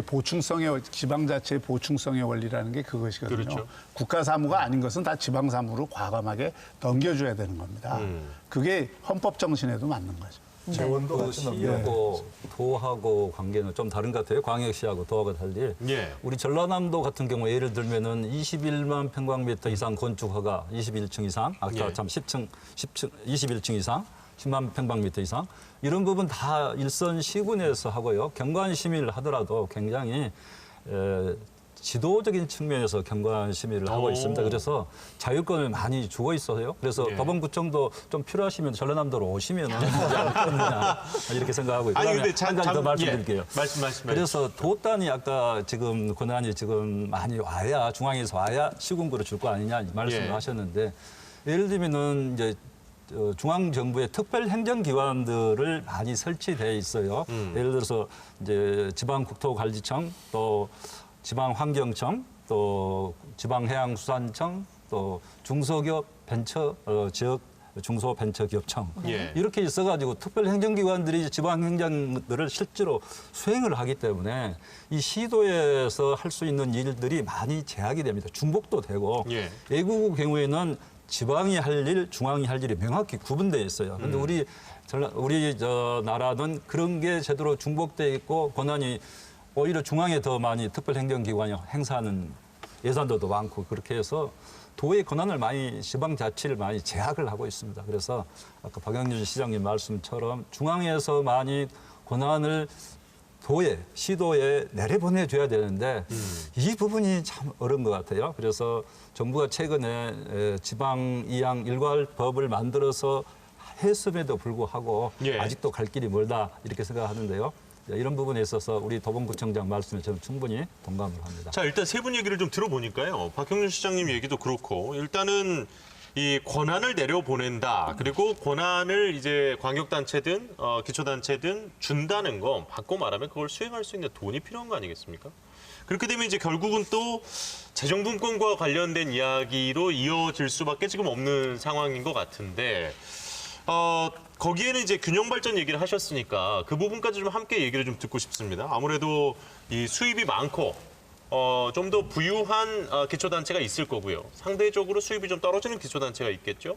이렇게 됐을 때 이런 재원의 분배라든지 이런 것들에 대한 생각도 좀 듣고 싶고요. 이 재정 분권과 관련한 시장님의 의견도 좀 듣고 싶습니다. 재정 분권을 지금 7대3으로 하겠다고 했는데 7대3이 안 됐잖아요. 예. 네. 그러면서 한 2조 원 정도를 자주재원으로 늘렸는데 부산시에 오는 몫이 한 550억밖에 안 됩니다. 네. 이걸 갖고 지난 5년간 재정분권을 했다고 얘기하기는 정말 부끄러운 수치죠. 재정분권이라는 건 두 차원이 있습니다. 지역의 자주재원을 높여주는 방법이 있고 그런데 지역마다 특히 수도권과 비수도권 격차가 크기 때문에 비수도권에서는 자주재원을 늘려주더라도 그걸 벌 방법이 없잖아요. 그렇죠. 그러니까 국가가 전체 예산을 갖고 좀 낙후된 지역을 많이 지원하고 이렇게 하는 작업들이 불가피합니다. 네. 그런데 그걸 대개 이제 국가 보조금 형태로 다 주는 건데 그 주는 것도 다 꼬리표가 달려서 주거든요, 지금은. 그러니까 용처가 분명해야 된다는 거죠. 쉽게 얘기하면 우리 집에 네. 지금 부엌을 먼저 고치는 게 급한지 지붕을 먼저 수리해야 되는 게 급한지 아예 그 우유를 먼저 사줘야 되는 게 급한지는 지방정부가 제일 잘하는 거예요. 네, 그렇죠. 그런데 지금은 그 지방정부가 그런 권한을 갖고 있는 게 아니고 중앙정부가 대부분의 메뉴를 정해서 이 메뉴에 따라와 주면 돈을 주겠다. 돈을 주는 대신 우리가 이 돈 주면 당신들도 얼마간 매칭을 해서 써라. 네. 이렇게 돼 있습니다. 그 예산을 내려 보내주는 구조가. 그래서 그렇게 돼 있으면은 우리가 이제 선택과 집중을 하고 우리가 어떤 그 사업을 할 때 있어서 자주적인 결정이 안 되는 거죠. 중앙정부가 이게 그 그려놓은 그림의 그 메뉴에 맞는 일에 쫓아가다 보니까 안 그래도 인력이 부족하고 기업이 안 오고 투자가 부족한 이 지역에서는 국가 보조금이라도 따려고 온갖 사업에 다 뛰어들게 돼 있어요. 네. 그러면 그 사업에 뛰어들 때마다 불가피하게 또 시비를 매칭해야 되니까 그나마 있는 재원도 선택과 집중을 하는 것이 아니라 중앙정부가 짜놓은 메뉴에 따라서 따라가기 급급한 그리고 또 지방 정부끼리는 과도한 경쟁을 하게 되는 네. 이런 상황이 지금 반복이 되고 있는 겁니다.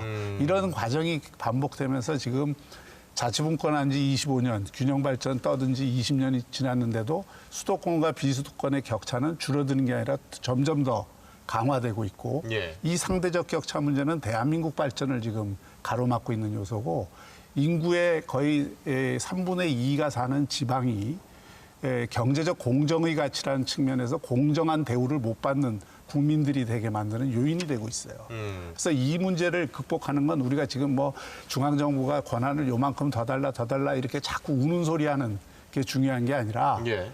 대한민국을 경영할 새로운 집권 세력 또는 새로운 대선 후보 또는 대통령 또는 새로운 정당이 국가 경영 패러다임을 정말 이 지방분권과 균형 발전에 맞는 패러다임으로 전환하겠다라고 하는 인식의 대전환과 거기에 따른 혁신적인 정책들을 가져오지 않으면 이런 토론을 우리가 5년 뒤에도 똑같이 하고 10년 뒤에도 똑같이 하게 될 것입니다. 그러니까 지금 말씀해 주신 내용이 이제 그런 것 같습니다. 그러니까 예를 들어 주신 게 이제 지붕과 부엌 얘기를 해 주셨는데 이게 지붕을 고치고 돈이 남아도 부엌을 고치는 데 쓸 수가 없다는 점에 대한 이야기를 아마 해 주신 것 같고요. 그런 문제도 있고요. 하나 예를 제가 드리겠습니다.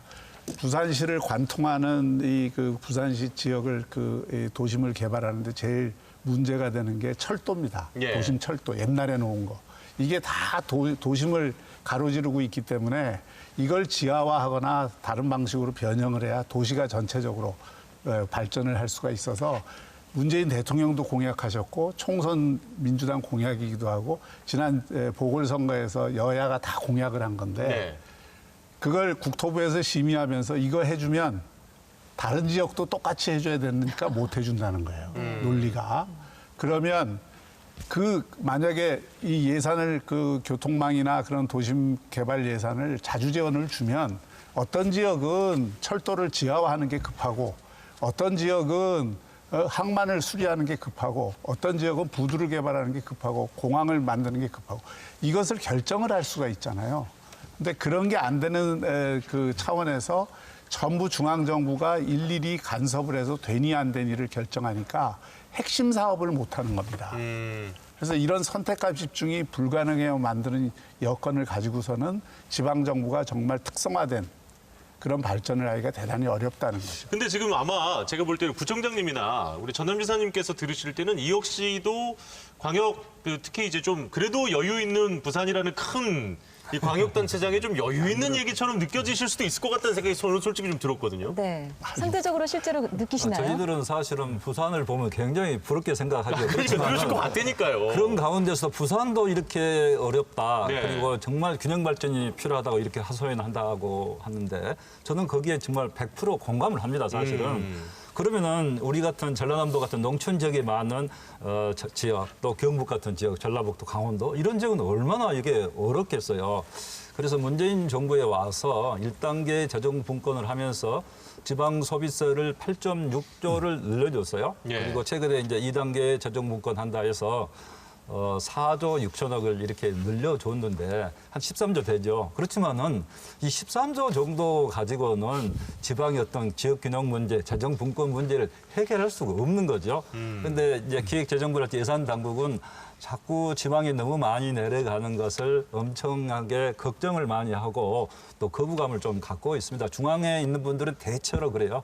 심지어 국회의원분들까지도 지방이 너무 많이 비대해진 거 아니냐 이런 생각을 하는데 사실은 제대로 권한도 내려주고 예산도 내려주고 거기에 뭐까지 더 내려와야 되겠어요? 조직까지 내려와야 되는 거예요. 그래서 조직이 내려올까 봐서 조직이 내려온다는 것은 중앙정부의 조직이 슬림화된다는 것을 의미하기 때문에 굉장히 이 부분에 대해서 저도 공무원 출신입니다만 관료사회에서는 거부감과 겁을 내고 있는 것이죠. 그래서 안 내려보내주려고 하는 건데 이 부분은 정말 재정 분권, 지방의 재정 확충을 위해서는 정말 대선 주자들이 특단의 이런 노력을 하고 대선 주자들이 모여서 한번 이런 부분에 대해서는 다 같이 메모리를 맺어서 우리 대선 주자들 다 이렇게 한번 하자.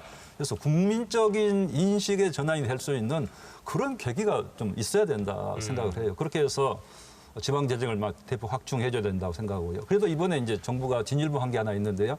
지역 낙후 기금이라고 해서 1조 원 프로그램을 만들었습니다. 그래서 낙후 지역에 1조 원을 지원해주겠다. 지역 낙후 지역 소멸 대응 기금을 만들었어요. 근데 1조밖에 안 되죠. 그래서 이제 첫 출발이라 그래도 대단히 의미 있다고 생각은 합니다만 처음 있는 제도이기 때문에 지역 소멸 대응 기금을 1조 갖고 되겠느냐. 10조라고 해도 부족하다 생각하고 정말 이 부분은 인식에 대해 전환이 있어야 되고 아까 우리 부산시장이 말씀하신 대로 국가적 아젠다로 채택하는 그런 노력이 있어야 되는데 이런 부분에 대한 설명이 사실 좀 어렵거든요. 그렇게 하다 보니까 관심이 덜한데 정말 지방이 살아야 나라가 산다. 지방 재정이 확충돼야 제대로 지방 살림을 하고 나라가 살 수 있다. 국가 균형 발전도 이루어질 수 있다. 이렇게 생각을 합니다. 네, 끝으로 이제 우리 이동진 구청장님 얘기까지 좀 들어보고 우리 또 시청자 여러분들의 이야기도 좀 만나볼까 합니다. 아무래도 이제 광역단체장분들과 조금은 비슷하면서도 다른 의견들을 구청장님께서 좀 들려주셨는데 온도차가 있으실 것 같은데요. 그러니까요. 이 재정분권과 관련해서도 이야기를 좀 듣고 싶습니다. 네, 자치분권 내지는 뭐 재정분권에 관한 기본적인 입장은 동일하고요. 다만 박경주 시장님이나 우리 김영록 지사님의 경우는 과거에 청와대나 뭐 중앙정부, 국회에도 계셨기 때문에 어떻게 보면 슈퍼갑의 입장에서 지금 의뢰 입장으로 이렇게 입장이 바뀌신 것 같은데 일단 환영하고요. 문재인 대통령께서 취임 초기에 연방제 수준의 지방자치분권을 시행하겠다.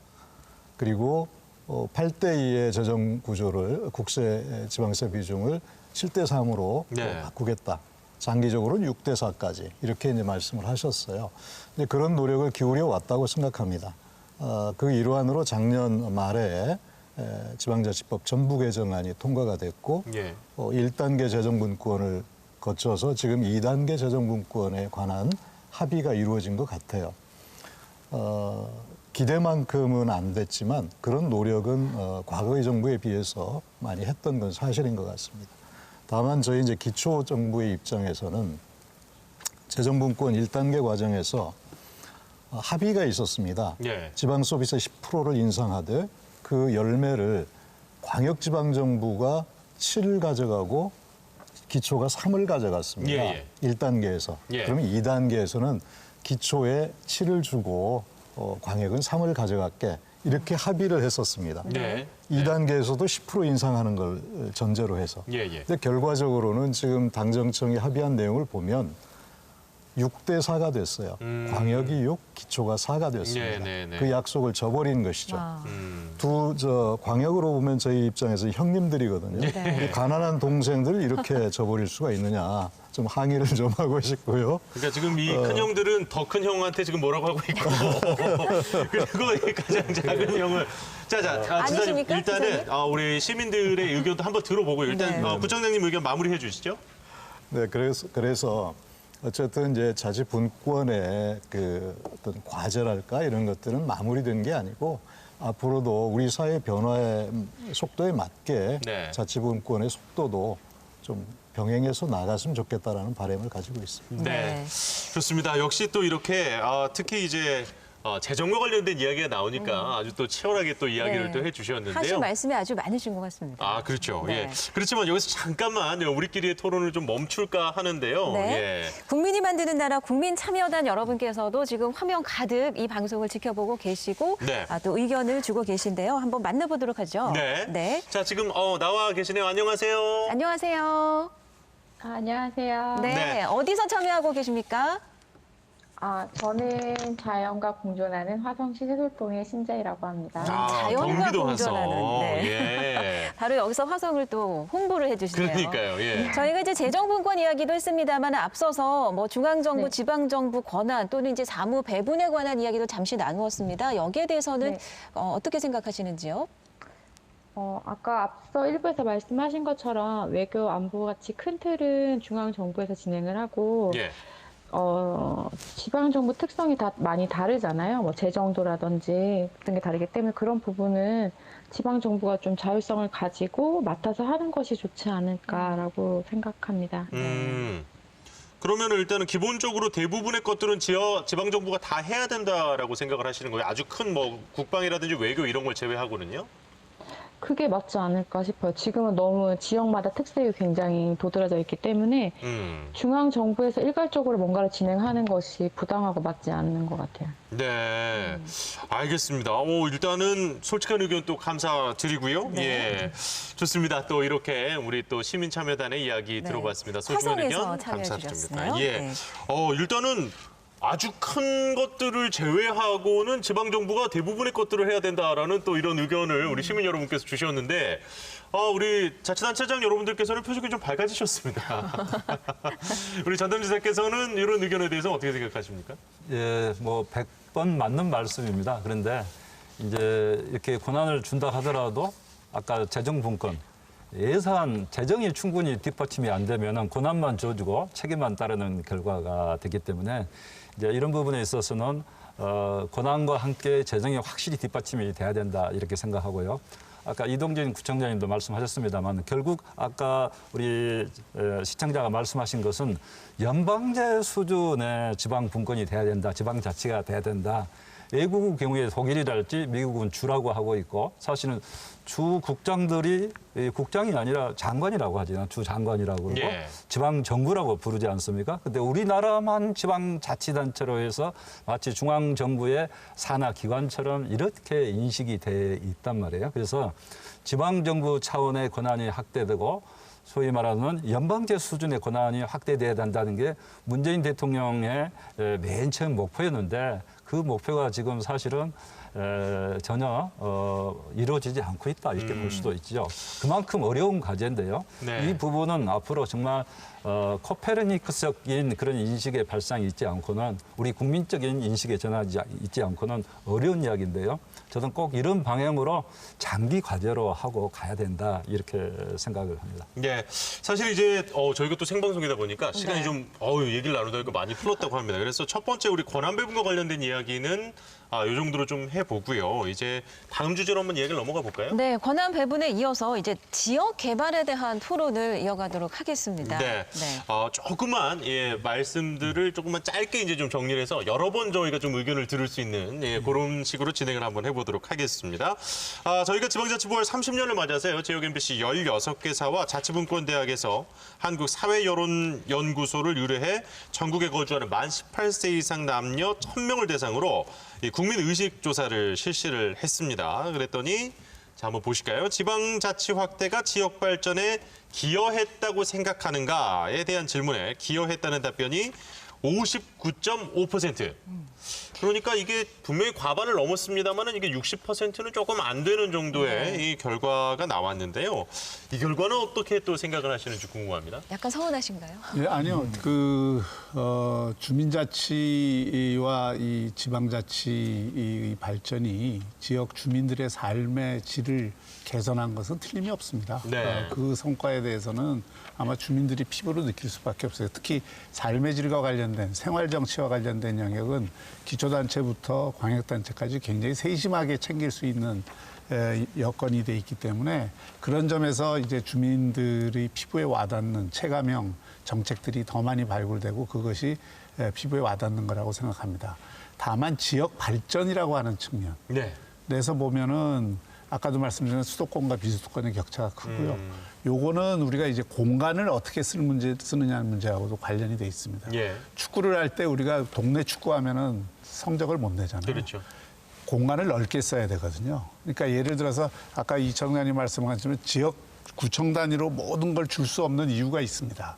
예를 들어서 도시의 경관을 하는 데 있어서 도시 전체를 일정한 공간의 폭 속에서 같이 해야 되는 부분들이 있잖아요. 또 지역의 산업 클러스터를 만드는데 너무 좁게 쓰면은 괜히 과당 경쟁만 가져오지 서로 시너지를 못 가져오잖아요. 그래서 공간은 넓게 쓰고 주민의 삶의 질과 관련된 사안들은 훨씬 더 구체적으로 또 좁게 들어가고 이것이 지방자치가 균형 있게 발전하는 저는 방법이라고 보거든요.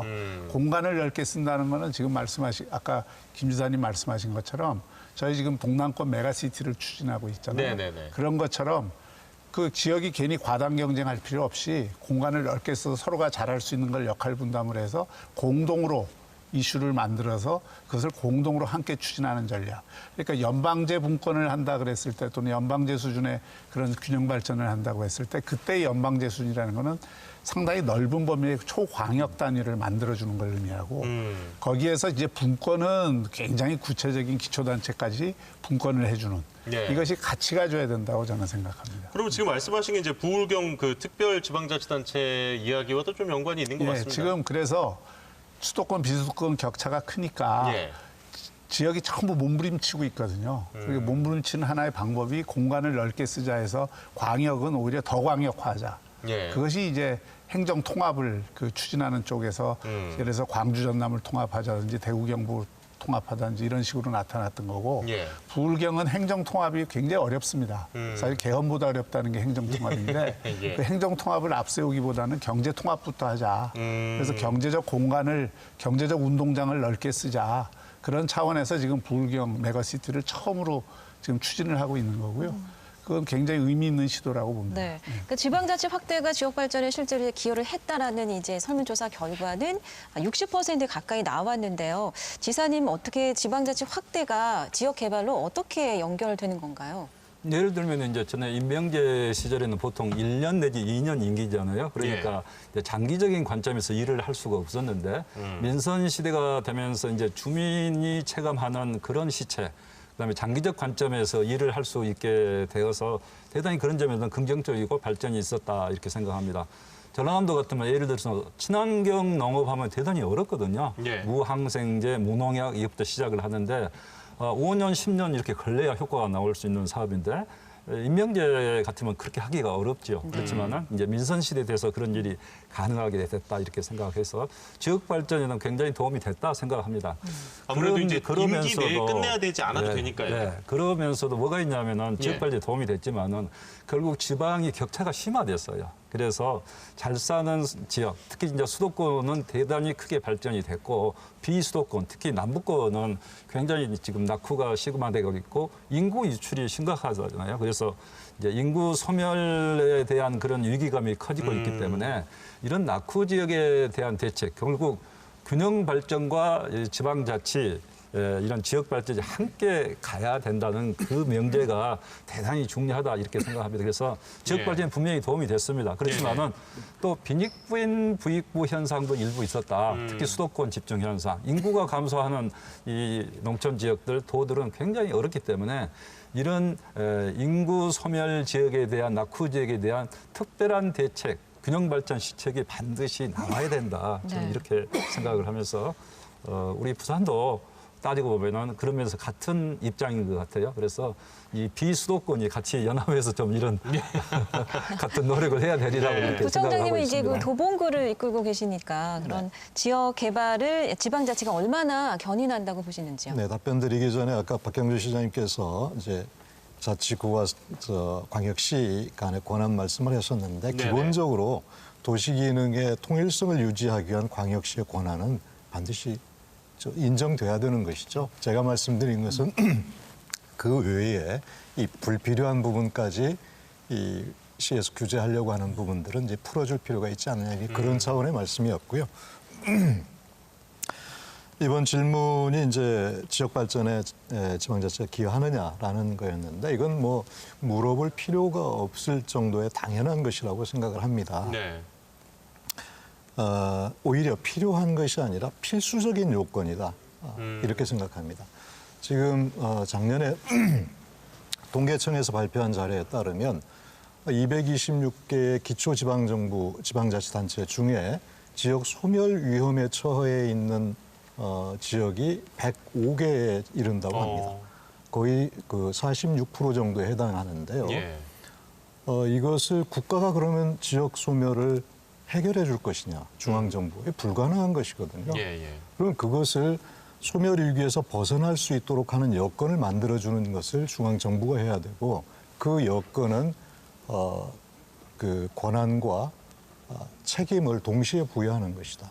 저는 그렇게 생각합니다. 그런 측면에서 지역 발전에 기여했느냐 하느냐라고 하는 것은 당연한 것이고 그걸 넘어서서 현재 한국 사회가 안고 있는 여러 가지 위험 요소 중에 지역 소멸이라고 하는 문제를 해결하는 것 이걸 위해서도 자치분권이 강화될 필요가 있다 저는 그렇게 생각합니다. 네, 역시 이제 인구와 관련된 또 문제가 분명히 지금 우리가 존재하는 문제이기 때문에 또 이런 이야기를 해주신 것 같습니다. 네. 예.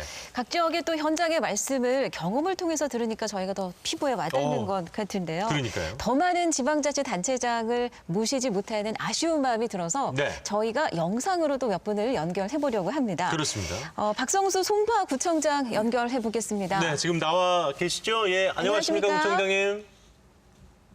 반갑습니다. 네, 박성수 송파구청장님이신데요. 네. 자, 지금 또 소리 연결이 조금 지금 원활하지가 않았던 것 같은데 잘 한 번만 다시 말씀해 주시겠어요, 구청장님? 네, 지금 이어폰을 연결하시는 중인 것 같아요. 네, 이제 좀 들리는 것 같습니다. 네. 예. 구청장님 안녕하십니까? 저희 프로그램 통해서 저희가 지금 또 지역 개발과 권한 배분과 관련한 이야기를 쭉 나누고 있는데요.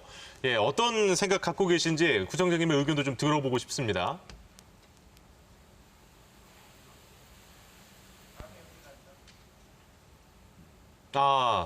네, 지금 또 오디오적으로 지금 약간의 또 오류가 있었던 것 같습니다. 네. 자, 일단은 또 잠시 후에 또 저희가 이 점검이 되는 대로 송파구청장은 다시 한번 박성수 구청장님 연결을 한번 해보도록 하고요. 다른 구청장님이 또 저희가 지금 거창 군수님을 또 전화 연결을 또 화상을 통해서 한번 해보려고 하는데 연결이 돼 있는지 모르겠습니다. 예. 군수님 이제 자리에 앉으시려고 하시나요? 자리에 앉아주셔도 될 것 같아요. 상당히 또 깜찍하게 헤드셋을 지금 쓰고 더 큰 거창도야 군민 행복 시대를 열어가는 거창군. 자, 군수님 연결이 됐습니까 지금? 네. 야, 이게 또 생방이다 보니까 또 역시 확실히 또 오늘 또 비가 많이 오지 않았습니까? 예. 바람도 많이 불고 이렇게 되면서 약간의 연결에 또 조금 어려움이 있었는데. 태풍의 영향인가요? 예, 저희가 또 점검을 좀 해보고 다시 한번 연결을 또 시도를 해보도록 하겠습니다. 그럼 토론을 계속 이어가도록 할까요? 네네네네. 네. 자, 일단은 우리 세 분의 의견, 특히 이제 지역의 발전과 관련한, 근데 이 지역이라는 걸 어느 정도의 규모로 보느냐에 따라서도 조금 의견들이 좀 나뉘는 것 같습니다. 우선 지금 가장 심각한 문제는 우리 대한민국의 그 사회 문제 중에 격차 사회라는 걸 제일 가장 심하게 얘기하잖아요. 네. 그 격차라는 게 계층 간의 격차, 소득 격차, 또 세대 격차, 그리고 지방 격차입니다. 예. 그런데 그게 맞물려 있어요. 예를 들어서 부산만 하더라도 작년 한 해 동안 부산을 떠나서 서울로 간 청년들이 10,000명이 넘습니다. 네. 지난 5년간 여기서 약 7만 명의 청년이 떠났어요. 예. 일자리를 찾아서.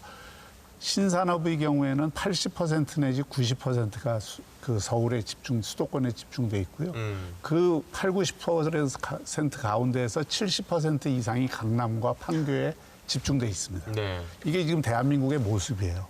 그러니까 모든 사람들이 판교와 새로운 산업에 종사하고자 하는 사람은 그 판교와 강남 테헤란로를 중심으로 한 고권역, 일대 권역, 수도권 일대 권역으로 다 몰리고 있는 겁니다. 예. 우리나라 부동산 가격이 오르는 가장 큰 문제도 여기에 있고 그렇죠. 저출생 문제도 사실 이것과 굉장히 관련이 크고 그리고 우리 그 사회가 안고 있는 여러 가지 각박한 여러 문제들이 바로 이런 초집중 사회 현상하고 밀접히 연관이 돼 있는 겁니다. 네. 이것을 그래서 저는 대한민국의 문제라고 봐야지 지방의 문제라고 보면 안 된다는 겁니다. 그 부분에서 김 지사님 말씀하셨듯이 정말 일대 이 패러다임의 전환이 필요하다. 네. 인식의 대전환이 필요하다는 것이고 지역 발전과 관련해서는 오늘날의 그 새로운 이 4차 산업혁명 시대에 사람이 없이 어떻게 기업을 유치할 수 있습니까? 그렇죠. 인재가 없이 어떻게 투자를 유치를 할 수가 있겠어요?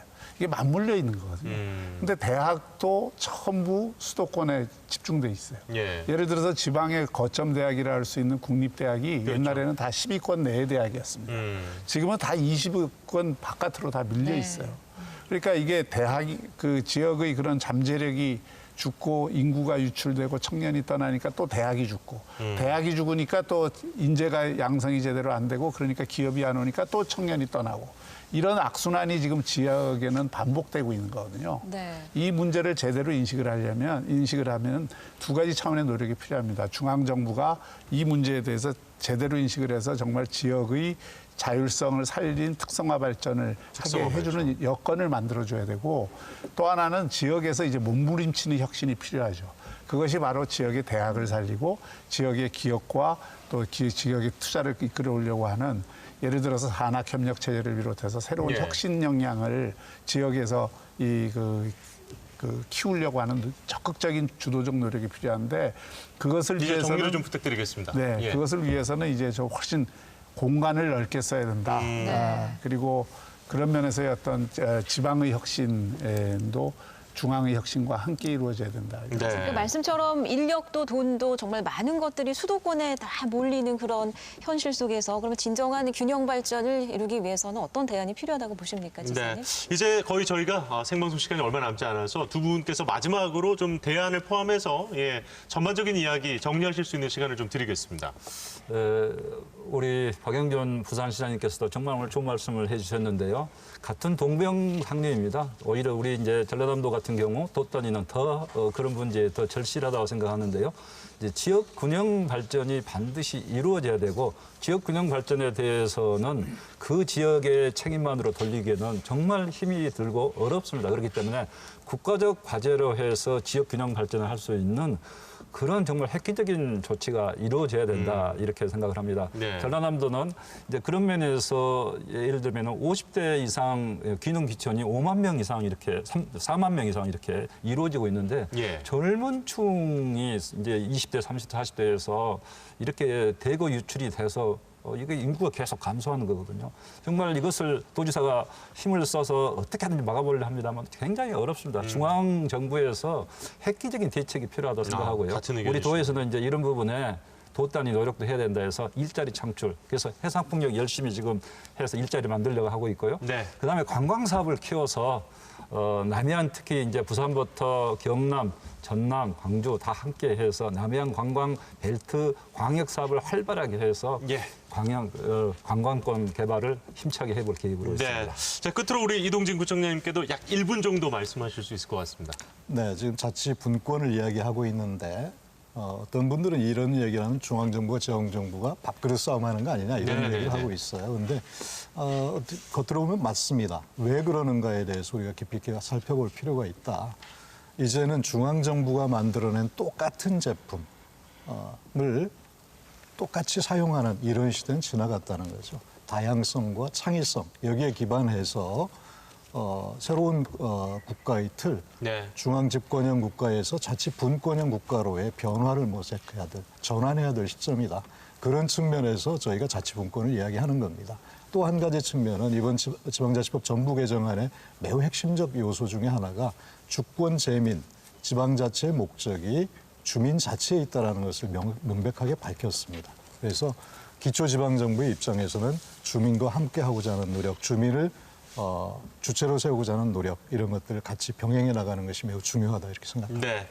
자, 또 이렇게 오늘 세 분의 이 귀한 시간 또 좋은 말씀 함께 나눌 수 있었는데 오늘 아쉽게도 약간의 기술적인 문제로 네. 연결하지 못했던 우리 송파구청장님과 거창 군수님은 저희가 오늘 이게 한 번 방송을 끝나는 게 아닙니다. 네, 오늘이 첫 방송이고 예. 6편까지 방송이 그렇죠. 진행됩니다. 저희가 남아있기 때문에 다음 기회에 꼭 모시고 이야기를 들어보도록 하겠습니다.